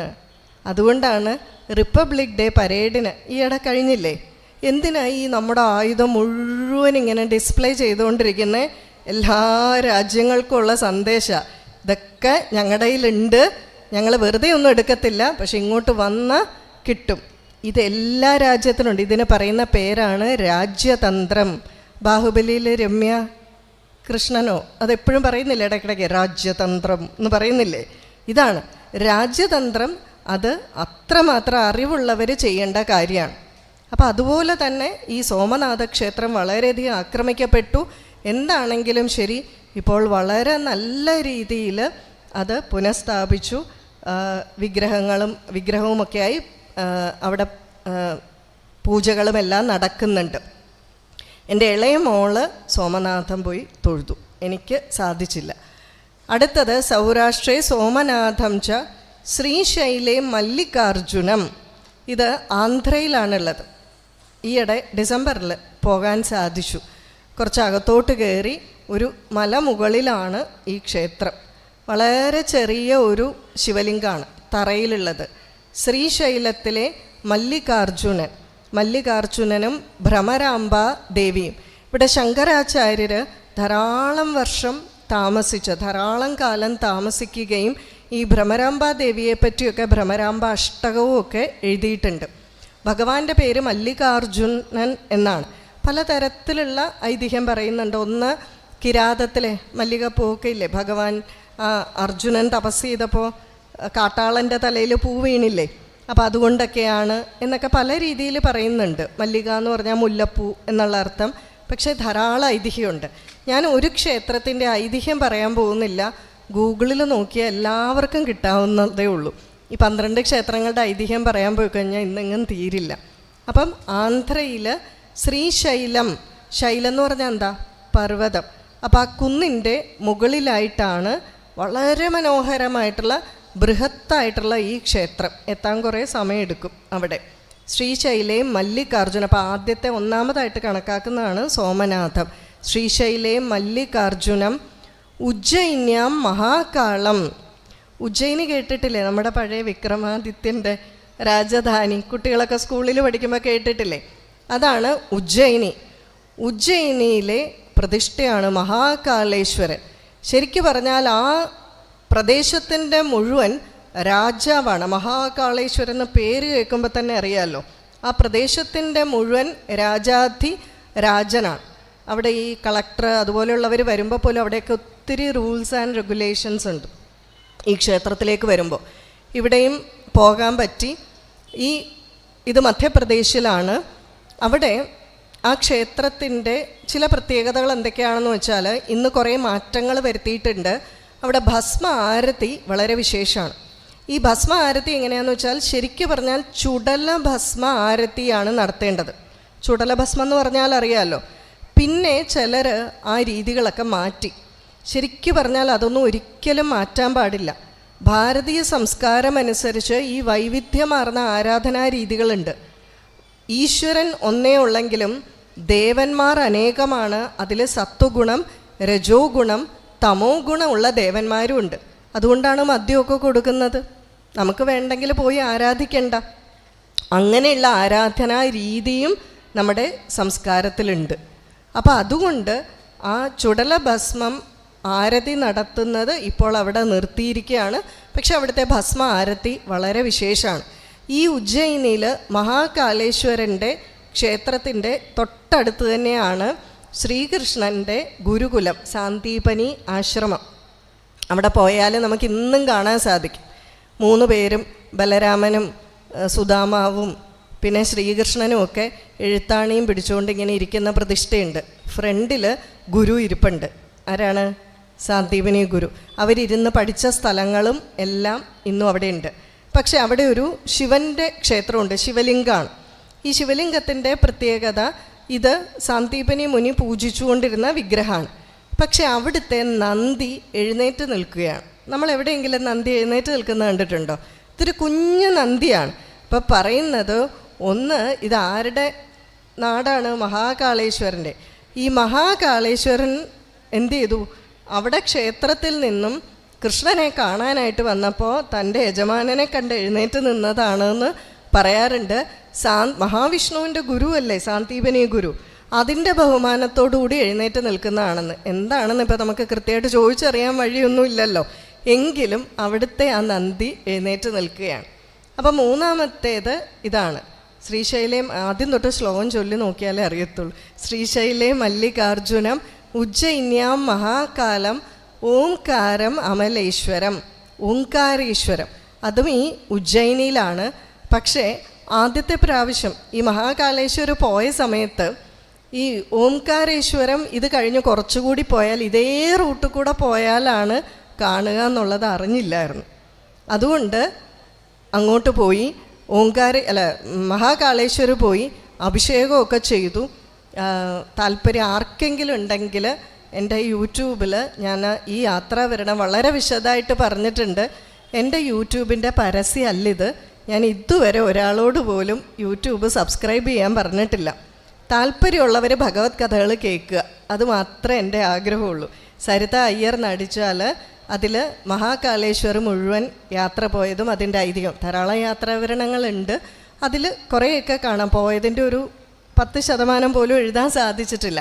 പക്ഷേ ഈ മഹാകാളേശ്വരം പോയപ്പോൾ അന്ന് അവിടെയൊക്കെ എന്താണെന്ന് വെച്ചാൽ, അകത്ത് ക്ഷേത്രത്തിൽ അഭിഷേകം ചെയ്യണമെങ്കിൽ സാരി ഉടുത്ത് വേണം. ഞാനാണെങ്കിൽ ചുരിദാർ ഇട്ടുകൊണ്ടാണ് അന്ന് പോയത്. അപ്പോൾ നമുക്കവിടെ ഒരു കടയുണ്ട്, അവിടെ നമുക്ക് വാടകയ്ക്ക് കിട്ടും. ആരൊക്കെയോ ഉടുത്ത് വേർത്ത് കിടക്കുന്ന ബ്ലൗസും ഒക്കെ കിട്ടി, അതൊക്കെ ഉടുത്തോണ്ടാണ് അന്ന് ദർശനത്തിന് കയറിയത്. ഇപ്പോഴും ഓർക്കുന്നുണ്ട്. പക്ഷെ ഇത്രയും ദൂരം പോയിട്ട് ദർശനം ചെയ്യാതെ വരാൻ പറ്റില്ല. അതുകൊണ്ട് അഭിഷേകം ചെയ്ത് അവിടെയൊക്കെ തൊട്ട് തലയിൽ വെക്കാം. എൻ്റെ മൂത്ത മോള് അന്ന് 7ാം ക്ലാസ്സിലോ, ആ കുട്ടിക്ക് പോലും സാരി ഉടുക്കണമായിരുന്നു. അവിടെ ഒക്കെ ചില നിഷ്ഠകൾ അങ്ങനെയുണ്ട്. ഇവിടെ നിന്നും കുറേ മുന്നോട്ട് പോകുമ്പോഴാണ് ഓംകാരേശ്വരം. ആ ഓംകാരേശ്വരം അവിടെയാണെന്ന് അറിയില്ലാത്തതുകൊണ്ട് അന്ന് ദർശനം നടത്താൻ പറ്റിയില്ല. പിന്നെ ഈയിടെ മധ്യപ്രദേശിൽ ആ 108 അടി ഉയരമുള്ള ആദിശങ്കരാചാര്യരുടെ പ്രതിമ അനാച്ഛാദനം ചെയ്തല്ലോ. അന്ന് ഭഗവാന്റെ അനുഗ്രഹം കൊണ്ട് മധ്യപ്രദേശ് ഗവൺമെൻറ്റിൻ്റെ അതിഥിയായി ക്ഷണം കിട്ടി. എന്താണെങ്കിലും നമുക്ക് പൈസ ചിലവൊന്നും ഇല്ലാതെ ഇത് ഭഗവാൻ ചിലപ്പോൾ നമ്മൾ മനസ്സുകൊണ്ട് ആഗ്രഹിച്ചാൽ ആ വിളി കേൾക്കും എന്നുള്ളതിൻ്റെ എൻ്റെ ഒരു ജീവിതാനുഭവം ഞാനിവിടെ ഒന്ന് പറയുകയാണ് ഈ ഓംകാരേശ്വരുമായി ബന്ധപ്പെട്ട്. അതായത് എനിക്ക് ബോംബെയിൽ ഈ ജനുവരിയിലൊരു പ്രഭാഷണത്തിന് ക്ഷണം വന്നിരുന്നു. അപ്പം ഞാൻ പറഞ്ഞു എനിക്ക് ബോംബെക്ക് പോവുകയാണെങ്കിൽ ആ ഭാഗത്ത് 4 ജ്യോതിർലിംഗം ഉണ്ട്. അപ്പം 4 ജ്യോതിർലിംഗം ഞാൻ അന്ന് 6 എണ്ണമാണ് തൊഴുതിരിക്കുന്നത്. അപ്പം ഞാനിങ്ങനെ പ്ലാൻ ചെയ്യും, ഒരാഴ്ച ലീവ് എടുത്താൽ ഭീമാശങ്കരുണ്ട്, അജന്ത എല്ലോറയുടെ അടുത്തൊരു കൃഷ്ണേശ്വരുണ്ട്, ഞാനിതെല്ലാം ഇങ്ങനെ പ്ലാൻ ചെയ്യാണ്. അപ്പം എനിക്ക് 4 എണ്ണം കൂടെ കവർ ചെയ്യാം എന്നൊക്കെ വിചാരിച്ചു. ഞാൻ എൻ്റെ ഒരു സുഹൃത്ത് ട്രാവൽ കമ്പനി നടത്തുന്നതാണ്. അപ്പം ഞാൻ അദ്ദേഹത്തിനോട് പറഞ്ഞു, എനിക്കൊരു സ്കെഡ്യൂൾ ഉണ്ടാക്കി തരാമോ? ഇതൊക്കെ എവിടെയാണ് കിടക്കുന്നതെന്ന് അറിയില്ല, വളരെ ദൂരെയാണ്. നമ്മുടെ പോലെ ഈ ചെറിയ പാവയ്ക്ക പോലെയുള്ള സംസ്ഥാനമൊന്നും അല്ലല്ലോ, അവിടെയൊക്കെ വളരെ വലുപ്പമുള്ളതല്ലേ. അപ്പോൾ ഇത്രയും സ്ഥലം എത്തണമെങ്കിൽ 24 hours 12 hours ഒക്കെ ജേർണി ഉണ്ട്. അപ്പം ഒരു സ്ഥലം പോയി തിരിച്ചു വന്ന് പിന്നെ അങ്ങോട്ട് പോകാമെന്ന് പറഞ്ഞാൽ നടക്കില്ല. അപ്പം അദ്ദേഹത്തിനോട് ഞാൻ ചോദിച്ചു. ഞാൻ വളരെ വിഷമത്തിൽ അദ്ദേഹത്തിനോട് പറഞ്ഞു, ഞാൻ ആ മഹാകാളേശ്വർ പോയപ്പോൾ എനിക്ക് അറിയത്തില്ലായിരുന്നു ഓംകാരേശ്വർ ആ വഴിക്കാണ്. അത് എൻ്റെ ബന്ധുക്കൾ കൊണ്ടുപോയതായിരുന്നു അന്ന് പ്രതീക്ഷിക്കാതെ. അങ്ങനെയായിരുന്നേ അതും കൂടെ തൊഴുതിരുന്നെങ്കിൽ ഇപ്പോൾ 7 ജ്യോതിർലിംഗം ആയിരുന്നേനെ എന്നൊക്കെ ഞാൻ പറയാം, നമ്മളുടെ ആ ഒരു ആഗ്രഹത്തിൻ്റെ പുറത്ത് പറഞ്ഞു. അപ്പം അന്ന് രാത്രി ഒരു വൈകിട്ടൊക്കെ ആയപ്പോഴേക്കും ഞാൻ പുസ്തകം എടുത്ത് പഠിക്കാൻ തുടങ്ങി. അടുത്ത ദിവസം സൂര്യ TV-യുടെ ഷൂട്ടിങ്ങാണ്. അപ്പോൾ ധാരാളം സ്ക്രിപ്റ്റ് ഉണ്ടാക്കണം, ആത്മീയ കഥകൾ എന്ന് പറയുന്ന ഒരിതാണ്. അപ്പോൾ ഇതിന് മുഴുവൻ പഠിക്കണം, അധികം പഠിക്കാൻ സമയം കിട്ടിയില്ല. അപ്പം ഞാൻ വിചാരിച്ചു എന്താ കഥകൾ പറയുകയെന്ന് വിചാരിച്ചിട്ട് നൊച്ചൂർ വെങ്കട്ടരാമൻ അവരുടെ ആത്മതീർത്ഥം എന്ന് പറയുന്ന പുസ്തകം എടുത്ത് മറിച്ചു നോക്കി. അത് മുഴുവൻ ശങ്കരാചാര്യരുടെ ജീവചരിത്രമാണ്. അപ്പം ഞാനത് നോക്കുമ്പോൾ സ്വപ്നവും സ്വപ്ന ദർശനവും തമ്മിലുള്ള വ്യത്യാസം ഇതൊന്ന് പറയാം എന്ന് വിചാരിച്ച് പുസ്തകം മറിച്ചു നോക്കിയപ്പം ശങ്കരാചാര്യർ ഇങ്ങനെ ഓംകാരേശ്വരത്ത് ഗുരുവിനെ കാണാൻ വന്നതിന് ശേഷം ഗുരുവിൻ്റെ സമാധിയായപ്പോൾ ഗുരു പറഞ്ഞു കാശിക്ക് പോകൂ. അപ്പോൾ എനിക്ക് പുറകോട്ട് നോക്കാൻ തോന്നി. ഞാൻ പുസ്തകം പുറകോട്ട് മറിച്ച് വരിക. പിന്നെ മറിച്ച് വന്നപ്പോൾ എന്താ, 8 വയസ്സിൽ ശങ്കരാചാര്യ ഇവിടുന്ന് പോയതും ഓംകാരേശ്വരത്തെത്തി തൻ്റെ ഗുരുവിനെ കാണാൻ നർമ്മദാ തീരത്തെത്തുന്നു. ഇതെല്ലാം വായിച്ചുകൊണ്ടിരിക്കുക. ചുരുക്കം പറഞ്ഞാൽ അന്നത്തെ ദിവസം മുഴുവൻ ഞാൻ ഓംകാരേശ്വർ തന്നെ ചിന്തിച്ചുകൊണ്ടിരിക്കുക. ഞാൻ മനസ്സിലും വിചാരിക്കുന്നുണ്ട് കഷ്ടമായി പോയി എന്നൊക്കെ. അടുത്ത ദിവസം രാവിലെ ഞാൻ കോളേജിൽ പോകുന്നു. കൃത്യം 3:10 3:15 വൈകിട്ട് ആയപ്പോഴാണ് എനിക്ക് കോൾ വരുന്നത്. ഇങ്ങനെ ഓംകാരേശ്വരത്തിൽ നിന്ന് ഇങ്ങനെ പോകാൻ ദർശനത്തിനായിട്ട് ആ അനാച്ഛാദനത്തിന് പോകാൻ you are also selected whether you are interested എന്നൊക്കെ ചോദിച്ച് മെസ്സേജ് വന്നത്. സത്യം പറഞ്ഞാൽ എനിക്ക് വിശ്വസിക്കാൻ പറ്റിയില്ല. ആ വിളിച്ച വിളി മനസ്സിൻ്റെ നോവ് അത്ര വേഗത്തിൽ അവിടെ കേട്ടല്ലോ എന്നായിപ്പോയി. പക്ഷേ എൻ്റെ സുഹൃത്തുക്കൾക്ക് ഇത് ഞാൻ പറഞ്ഞ സത്യമെന്നറിയാമെന്നു. കാരണം അവരോടല്ലേ ഞാനിതൊക്കെ പറഞ്ഞത്. എൻ്റെ വിഷമമൊക്കെ ഞാൻ അവരോട് പറഞ്ഞു. അപ്പം കള്ളവല്ല, സാക്ഷികളുണ്ട്. അവരും ഇത് കേട്ട് വിശ്വസിക്കാൻ പറ്റാതെ ആയിപ്പോയി. അപ്പം അങ്ങനെയാണ് ഈ കുറച്ച് 2 മാസം മുമ്പ് എല്ലാവരും പത്രത്തിൽ ന്യൂസൊക്കെ വായിച്ചതാണല്ലോ, അതിൻ്റെയും 6 എപ്പിസോഡ് ഞാൻ ഫുൾ യാത്രാവരണം ചെയ്തു. നമ്മുടെ സ്വാമിജിമാരെല്ലാം പ്രത്യേകം പറഞ്ഞിരുന്നു അത് ചെയ്യണം. ശങ്കരാചാര്യരുടെ നാട്ടിൽ നമ്മൾ എന്ത് ചെയ്യുന്നു, കാലടി യൂണിവേഴ്സിറ്റിയിൽ ശങ്കരാചാര്യരുടെ ഒരു പ്രതിമ വെക്കാൻ പോലും നമുക്ക് സ്വാതന്ത്ര്യമില്ല. പക്ഷേ അവിടെ വിദ്യാഭ്യാസം നടന്നിടത്ത് ജന്മദേശത്ത് നമുക്കൊന്നും ചെയ്യുന്നില്ല, അവിടെ എന്ത് നടക്കുന്നു എന്നുള്ളത് മനസ്സിലാക്കാൻ വേണ്ടി ഒരു ഇത് ചെയ്യാൻ പറഞ്ഞു. അങ്ങനെ അത് ചെയ്തു. ഓംകാരം അമലേശ്വരം പരല്യാം വൈദ്യനാഥം ച പർലി വൈദ്യനാഥൻ ഇതെല്ലാം മഹാരാഷ്ട്രയിലാണ്, ഞാൻ പോയിട്ടില്ല. പർല്യാം വൈദ്യനാഥം ച ഡാകിന്യാം ഭീമശങ്കരം. ഭീമശങ്കർ മഹാരാഷ്ട്രയിലെ കുറച്ച് സെൻറ്ററിലായിട്ടാണ്, വലിയ ആക്സസിന് ബുദ്ധിമുട്ടുള്ള സ്ഥലമല്ല. എൻ്റെ ബോംബെ പ്രോഗ്രാം ഞാനായിട്ട് ക്യാൻസലാക്കിയതുകൊണ്ട് പോകാൻ പറ്റിയില്ല. പണ്ട് പോയിട്ടുണ്ടെങ്കിലും ദർശന ഭാഗ്യം ആയില്ല, ഭഗവാൻ വിളിക്കണം. പർല്യാം വൈദ്യനാഥം ച ഡാകിന്യാം ഭീമശങ്കരം സേതുബന്ധേതു രാമേശം. രാമേശ്വരത്തിലെ ഭഗവാൻ. നമ്മുടെ ദക്ഷിണ ഇന്ത്യയിൽ ഒരേ ഒരു ജ്യോതിർലിംഗമേ ഉള്ളൂ, ആന്ധ്രയിലേത് ദക്ഷിണ ഭാരതത്തിലായിട്ട് കണക്കാക്കാറില്ല. അപ്പം സേതുബന്ധേതു രാമേശം. രാമേശ്വരത്തിൻ്റെ ചരിത എല്ലാവർക്കും അറിയാം. രാമേശ്വരത്തിൻ്റെ ചരിതം ഒന്ന് പറയാമെന്ന് വിചാരിച്ചാൽ, സാധാരണ ചിലർ പറയാറുണ്ട് ഈ ജ്യോതിർലിംഗങ്ങളൊക്കെ സ്വയംഭൂ അല്ലേ, അപ്പം അതിൽ രാമേശ്വരം എങ്ങനെയാണ് വന്നേ, ഇത് ശ്രീരാമനല്ലേ പ്രതിഷ്ഠിച്ചത് എന്ന്. അപ്പോൾ അതിനുള്ള ജസ്റ്റ് പറഞ്ഞു വെക്കുന്നു എന്നുള്ളൂ. അതിനുള്ള മറുപടി ഇനി ആ ജ്യോതിർലിംഗം എന്നാന്ന് പറയുമ്പോൾ പറയാം. സേതുബന്ധേതു രാമേശം നാഗേശം ദാരുകാവനെ. ഇതൊരു കോൺട്രവേഴ്സി ഉള്ളതാണ്. ശരിക്കും പറഞ്ഞാൽ ദ്വാരകയ്ക്കടുത്ത് ഒരു നാഗേശമുണ്ട്, അതാണെന്ന് പറയുന്നുണ്ട്.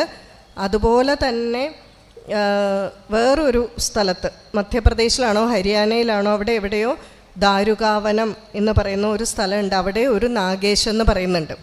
ഞാൻ കുറച്ച് നാൾ മുമ്പ് ഒരാളെ കണ്ടുമുട്ടി. അപ്പോൾ അദ്ദേഹം ജ്യോതിർലിംഗെല്ലാം പോയതാണ്. അപ്പോൾ അദ്ദേഹം പറഞ്ഞു 2-3 സ്ഥലങ്ങളിൽ വിവാദം ഉള്ളതുകൊണ്ട് ഞാൻ അതും കൂടെ അങ്ങ് പോയി, അതുകൊണ്ട് മൊത്തം ഒരു 14 15 പോയി. അത്രമാത്രം ജ്യോതിർലിംഗങ്ങൾ സന്ദർശിച്ചു കഴിഞ്ഞു. അപ്പോൾ സേതുബന്ധേതു രാമേശം നാഗേശം ദാരുകാവനെ വാരണസ്യാന്തു വിശ്വേശം. അറിയാലോ, കാശി വിശ്വനാഥൻ. ഭഗവാന്റെ അനുഗ്രഹം കൊണ്ട് അവിടെ പോകാൻ പറ്റിയിട്ടുണ്ട്. ഇനിയും പോകാൻ ഇപ്പം മാർച്ചിൽ പ്ലാൻ ചെയ്തിരിക്കുന്നു. ഭഗവാൻ അനുഗ്രഹിക്കുന്നു, വിശ്വസിക്കുന്നു. വാരണസ്യാന്തു വിശ്വേശം ത്രംബകം ഗൗതമീ തടേ. ത്രംബകേശ്വർ പത്രത്തിലൊക്കെ ഇടയ്ക്ക് ഒത്തിരി വാർത്തകളൊക്കെ വന്നതായിരുന്നു. ഗൗതമീ തടത്തിലുള്ള നമ്മൾ പൂന ഒക്കെ പോകുമ്പോൾ, ഈ സ്ഥലത്തേക്ക് പോകുമ്പോൾ നമുക്ക് പഞ്ചവടിയൊക്കെ കാണാൻ പറ്റും. അവിടുന്ന് കുറച്ചുകൂടി മാറിയിട്ടാണ് സീതയെ തട്ടിക്കൊണ്ടുപോയ സ്ഥലവും ഇതുമെല്ലാം നമുക്ക് ഈ യാത്രയിൽ വേണമെങ്കിൽ ക്ലബ് ചെയ്യാൻ പറ്റുന്നതാണ്. ഷിർദി, ശനി ശിങ്കനാപൂർ, ഇടയ്ക്ക് സ്ത്രീകൾ കയറി പൂജ ചെയ്യാൻ പാടില്ല, പിന്നെ അത് വളരെ വിവാദമായല്ലോ, കുറേ സ്ത്രീകൾ കയറി പൂജ ചെയ്തു. ശനി ശിങ്കനാപൂർ ഇതെല്ലാം ആ റൂട്ടിലുള്ളതാണ്. അപ്പോൾ എവിടം വരെയാണ് പറഞ്ഞേ? വാരണസ്യാന്തു വിശ്വേശം ത്രംബകം ഗൗതമീ തടേ ഹിമാലയേതു കേദാരം. ഏറ്റവും മുകളിലുള്ളത് കേദാരനാഥനാണ്. അപ്പോൾ അവിടെ ഭഗവാന്റെ അനുഗ്രഹം കൊണ്ട് 2 പ്രാവശ്യം പോകാൻ പറ്റി. ഇവിടെ മഹാരാഷ്ട്രയിലുള്ളത് ഇതുവരെ പോകാൻ പറ്റിയില്ല.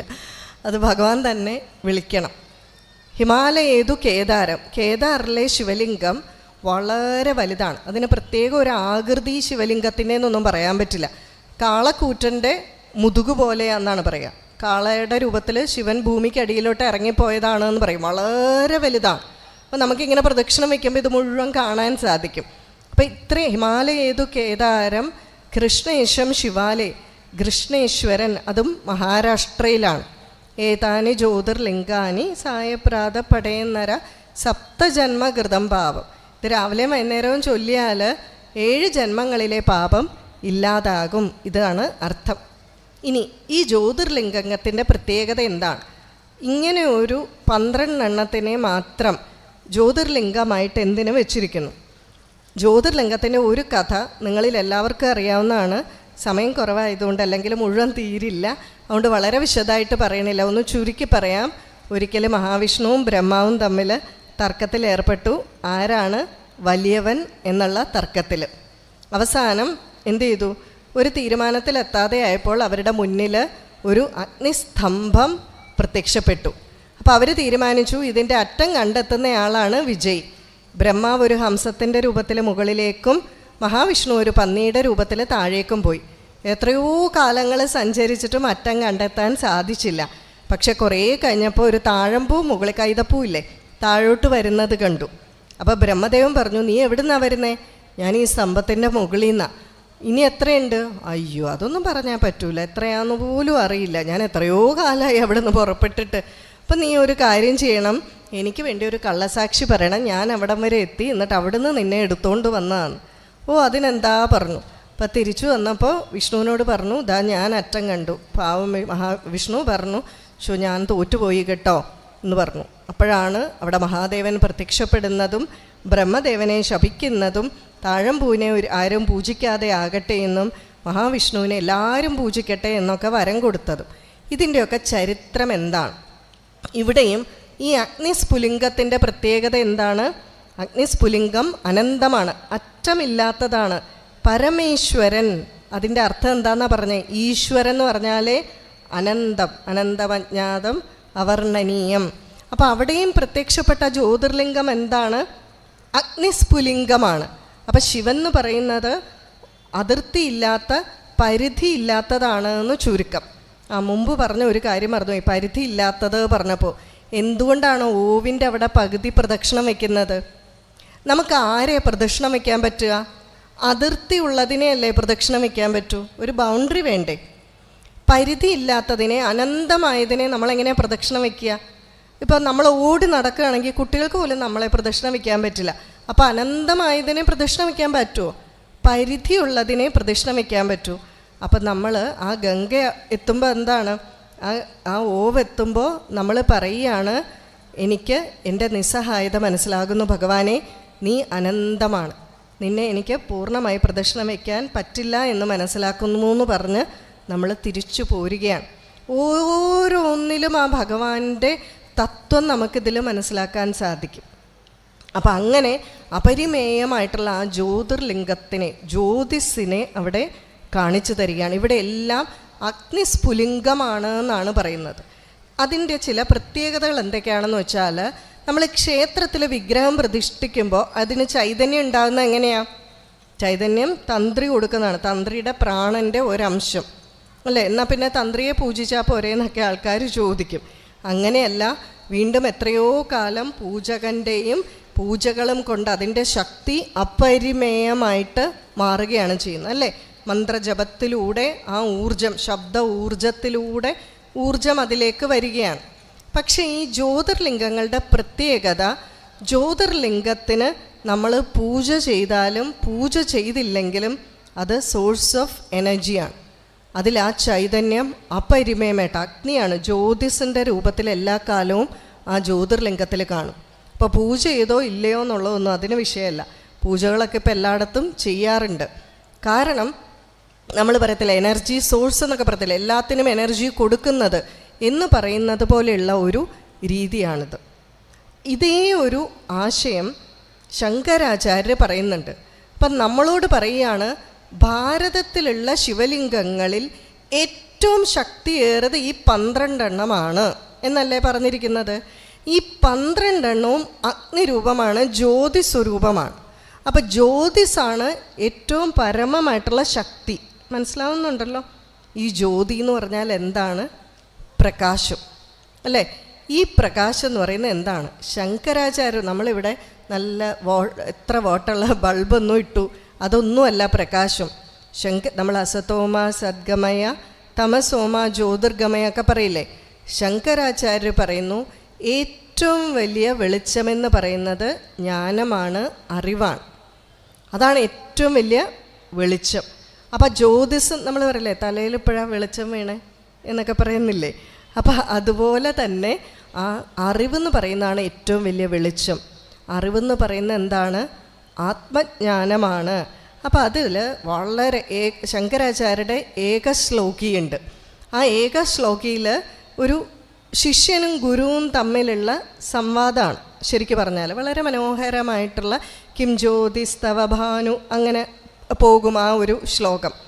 കിം ജ്യോതിസ്തവ. അപ്പം ഗുരു ശിഷ്യനോട് ആദ്യം ചോദിക്കുകയാണ്, ശരിക്കും പറഞ്ഞാൽ നീ എന്തുകൊണ്ടാണ് കാണുന്നത്, വെളിച്ചം കാണുന്നത്, അല്ലെങ്കിൽ നിനക്ക് വെളിച്ചം കിട്ടുന്നത് എവിടെ നിന്നാണ്? പകൽ സമയം. അപ്പോൾ ശിഷ്യൻ പറയാ, സൂര്യനിൽ നിന്നാണ്. അപ്പോൾ രാത്രിയോ? രാത്രി അഗ്നി ദീപം കത്തിച്ചു വെച്ചിട്ടുണ്ട്, നക്ഷത്രങ്ങളുണ്ട്, പിന്നെ ചന്ദ്രനുണ്ട്, അതിൽ നിന്നൊക്കെയാണ് കിട്ടുന്നത്. പക്ഷെ ഈ വെളിച്ചത്തിനെ എല്ലാം നിനക്ക് കാണാൻ പറ്റുന്ന എന്തുകൊണ്ടാണ്? അപ്പോൾ പറഞ്ഞു, കണ്ണുകൊണ്ടാണ്. അപ്പം ഈ കണ്ണടച്ചാൽ നീ കാണുന്നില്ലേ? കണ്ണടച്ചാലും നമ്മളെല്ലാം അറിയുന്നില്ലേ? അന്ധരായവരെല്ലാം അറിയുന്നില്ലേ? ഈ കണ്ണടച്ചാലും നീ എങ്ങനെ അതെല്ലാം അറിയുന്നു? അറിവെന്ന് പറയുന്നത് വെളിച്ചമാണെന്ന് പറഞ്ഞല്ലോ. അപ്പം നീ എങ്ങനെ അറിയുന്നു? അപ്പം പറയുകയാണ്, അതെൻ്റെ ബുദ്ധി കൊണ്ട് ഞാൻ അറിയുന്നു. ആ ബുദ്ധിയെ പ്രകാശിപ്പിക്കുന്നത് എന്താണ്? അപ്പം ചോദിക്കുകയാണ്, ബുദ്ധിയെ പ്രകാശിപ്പിക്കുന്നത് ഞാൻ. അപ്പം ഞാൻ ആര്? ഇതാണ് രമണ മഹർഷി എല്ലാ കാലവും ചോദിച്ചുകൊണ്ടിരുന്നത്. നമ്മളെ തന്നെ മനസ്സിലാക്കൂ. അപ്പം ഈ ജ്യോതി എവിടെയുണ്ട്? കസ്തൂരി മാനിനെ പോലെ തേടി നടക്കണ്ട. ആത്മജ്യോതി പരം ജ്യോതി നമ്മൾ പ്രാർത്ഥന ചൊല്ലത്തില്ലേ? ഈ ജ്യോതിസ് എവിടെയാണുള്ളത്? നമ്മുടെ ഉള്ളിൽ തന്നെയാണുള്ളത്. ആത്മജ്യോതിയാണ്. ഈ പരമമായിട്ടുള്ള ജ്ഞാനം, നമ്മൾ ആ ഒരു ജീവാത്മാവാണ്, ഈശ്വരൻ്റെ അംശമാണ്, ഈ പ്രപഞ്ചത്തിലുള്ള എല്ലാം അതാണെന്നുള്ള ആ ഒരു തിരിച്ചറിവ്, ആ ആത്മജ്ഞാനം ഉണ്ടാകുക എന്ന് പറയുന്നതാണ് ഏറ്റവും വലിയ ജ്യോതിസ്. ഇതാണ് ജ്യോതിർലിംഗങ്ങൾ പോയി തൊഴുമ്പോൾ നമ്മൾ മനസ്സിലാക്കേണ്ടത്. വെറുതെ വിഗ്രഹത്തിനെ നമ്മൾ തൊട്ട് തലോടി പോന്നാൽ പോരാ. അതുകൊണ്ട് പ്രയോജനം ഇല്ല എന്നല്ല. ആ ഭൂമിയിൽ പോയി നിന്നാലും അതിൽ തൊട്ട് തലോടിയാൽ ആ ചൈതന്യമൊക്കെ നമ്മുടെ ശരീരത്തിലേക്ക് പ്രവേശിക്കും. അങ്ങനെയൊക്കെയുള്ള ശക്തി ഉണ്ടെങ്കിൽ പോലും നമ്മൾ ഉള്ളിലേക്ക് നോക്കണം. എങ്ങനെയാ? നമ്മൾ അമ്പലത്തിൽ പോയി നിന്ന് കഴിഞ്ഞാൽ ഉടനെ അങ്ങ് കണ്ണടയ്ക്കുമോ? ഒന്ന് ഭഗവാനെ നോക്കുമല്ലേ? അതിലെങ്ങനെയാ? ആദ്യം ശരിക്കും നമ്മളെ ഭഗവാനെ കാണുന്നത് വിളക്കിൻ്റെ പ്രകാശത്തിലൂടെയാണ്. അഗ്രേ പശ്യാമി തേജോ, മേൽപ്പത്തൂർ അങ്ങനെയല്ലേ പറഞ്ഞിരിക്കുന്നത്? തേജോ, ആ തേജസ് ചൈതന്യം നമ്മൾ കാണുകയാണ്. എന്നിട്ട് ഭഗവാനെ കണ്ണ് നിറഞ്ഞ് കണ്ടിട്ട് നമ്മൾ കണ്ണടയ്ക്കും. എന്തിനാ? ശരീരം രഥമേവച, നമ്മളുടെ ശരീരം രഥമാണ്. എന്നിട്ട് എവിടെ ആ ഭഗവാൻ ഇരിക്കുന്നത്? ഭഗവത്ഗീതയിൽ പറയുന്നു, ഈശ്വര സർവഭൂതാനാം ഹൃദ്ദേശേ അർജുന തിഷ്ഠതി. ഈശ്വരൻ സർവഭൂതങ്ങളിലും വസിക്കുന്നു. ഈശ്വരൻ എന്ന് പറഞ്ഞാൽ ഒന്നേ ഉള്ളൂ പറഞ്ഞു. പക്ഷേ അതിൻ്റെ അംശം എല്ലാത്തിലും വസിക്കുന്നു. അതെവിടെയാണ്? എല്ലാത്തിലും. ഹൃദ്ദേശേ അർജുന തിഷ്ഠതി, ഹൃദയത്തിൽ വസിക്കുന്നു. അതുകൊണ്ടാണ് മനസ്സൊക്കെ പരിശുദ്ധമാക്കി വെക്കണം എന്ന് പറയുന്നത്. സ്ഫടിക ശിവലിംഗം കണ്ടിട്ടില്ലേ? രാമേശ്വരത്തിൽ രാവിലെ പോയാൽ ആദ്യത്തെ ദർശനം സ്ഫടിക ശിവലിംഗ ദർശനം കിട്ടും. സ്ഫടികം പോലെ മനസ്സ് ശുദ്ധാക്കി വെക്കണം. ഇതിൽ കൂടുതൽ പരിശുദ്ധി ഉണ്ടോ? ഇതൊക്കെയാണ് നമുക്ക് മനസ്സിലാക്കേണ്ടത്. നമ്മൾ സ്ഫടികം എന്ത് തിളക്കാല്ല, എന്ത് രസമാണെന്നൊക്കെ പറഞ്ഞിട്ട് പോരുത്. ഈ സ്ഫടികം കാണുമ്പോൾ ഇതുപോലെ നമ്മുടെ മനസ്സ് ശുദ്ധാക്കി വെക്കണം. ഭഗവാൻ എന്തിനാ കൈലാസത്തിൽ മഞ്ഞിൽ പോയിരിക്കുന്നത്?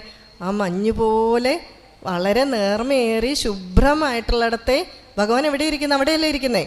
ആ കൈലാസം പോലെ ഉറച്ചത്. കൈലാസം അനങ്ങുമോ? നമ്മളുടെ മനസ്സെങ്ങനെയായിരിക്കണം? ദൃഢതയുള്ളതായിരിക്കണം, ഉറച്ചതായിരിക്കണം. അങ്ങനെയുള്ളതാണെങ്കിൽ പോലും മനസ്സ് മഞ്ഞുപോലെ നേർത്തതായിരിക്കണം. അവിടെ മാത്രമേ ശിവനിരിക്കുകയുള്ളൂ. എല്ലാം ഇതേ സൂചനയാണ്. അടുത്ത് എന്താ പറയുക? ഭസ്മം. വേറെ ആർക്കും ഭസ്മം പ്രസാദമായിട്ടുണ്ടോ? മഹാദേവന് മാത്രമാണ്.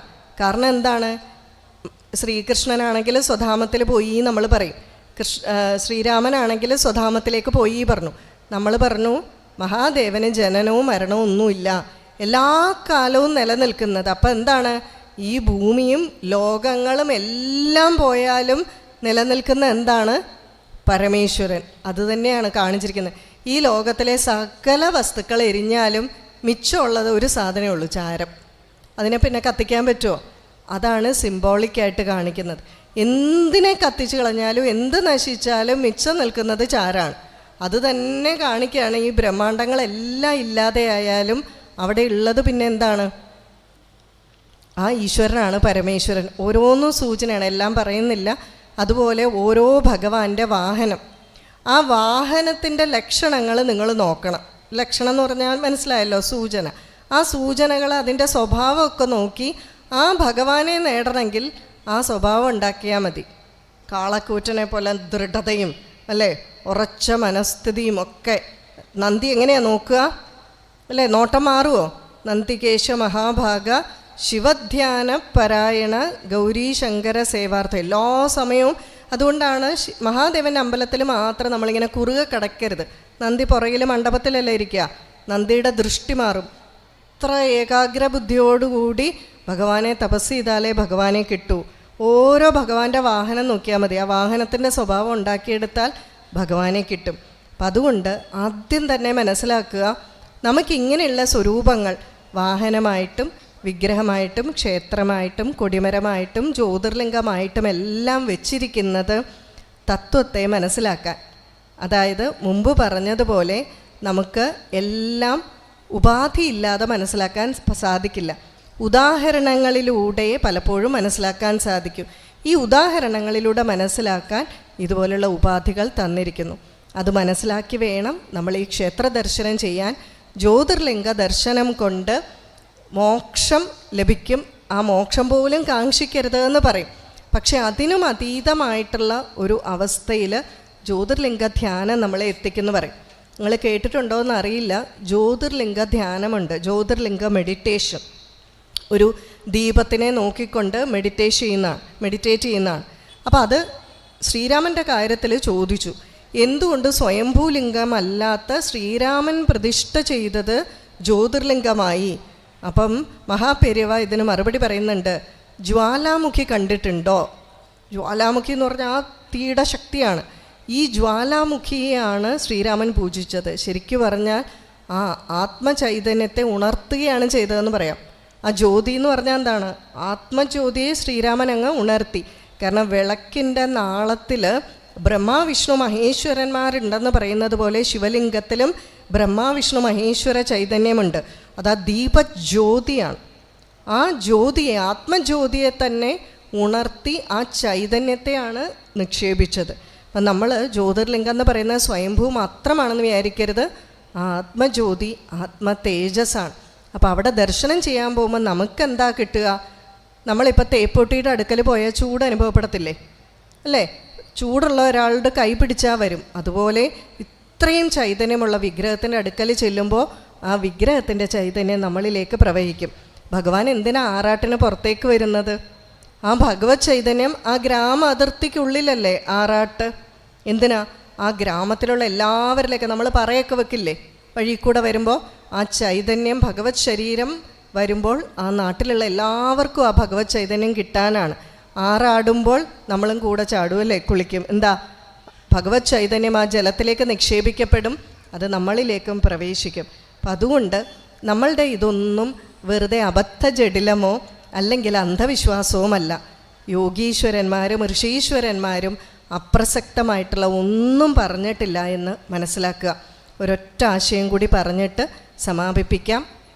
അതായത് എന്താണ് ഇങ്ങനെയുള്ള ആശയങ്ങളുടെ പ്രസക്തി? ഇപ്പം എൻ്റെ അച്ഛൻ സ്റ്റാറ്റിസ്റ്റിക്സ് പ്രൊഫസറാണ്.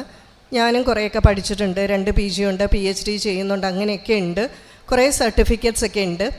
പക്ഷേ എൻ്റെ ജീവിതത്തിൽ എപ്പോഴൊക്കെ പ്രശ്നങ്ങൾ വന്നിട്ടുണ്ടോ അന്നൊന്നും കെമിസ്ട്രിയുടെ പീരിയോഡിക് ടേബിളോ ഫിസിക്സിൻ്റെ ലാബ് എക്സ്പെരിമെൻറ്റ്സോ കോറിലേഷൻ റിഗ്രഷനോ ടി ടെസ്റ്റോ കൈസ്ക്വയർ ടെസ്റ്റോ ഒന്നും എന്നെ സഹായിച്ചിട്ടില്ല.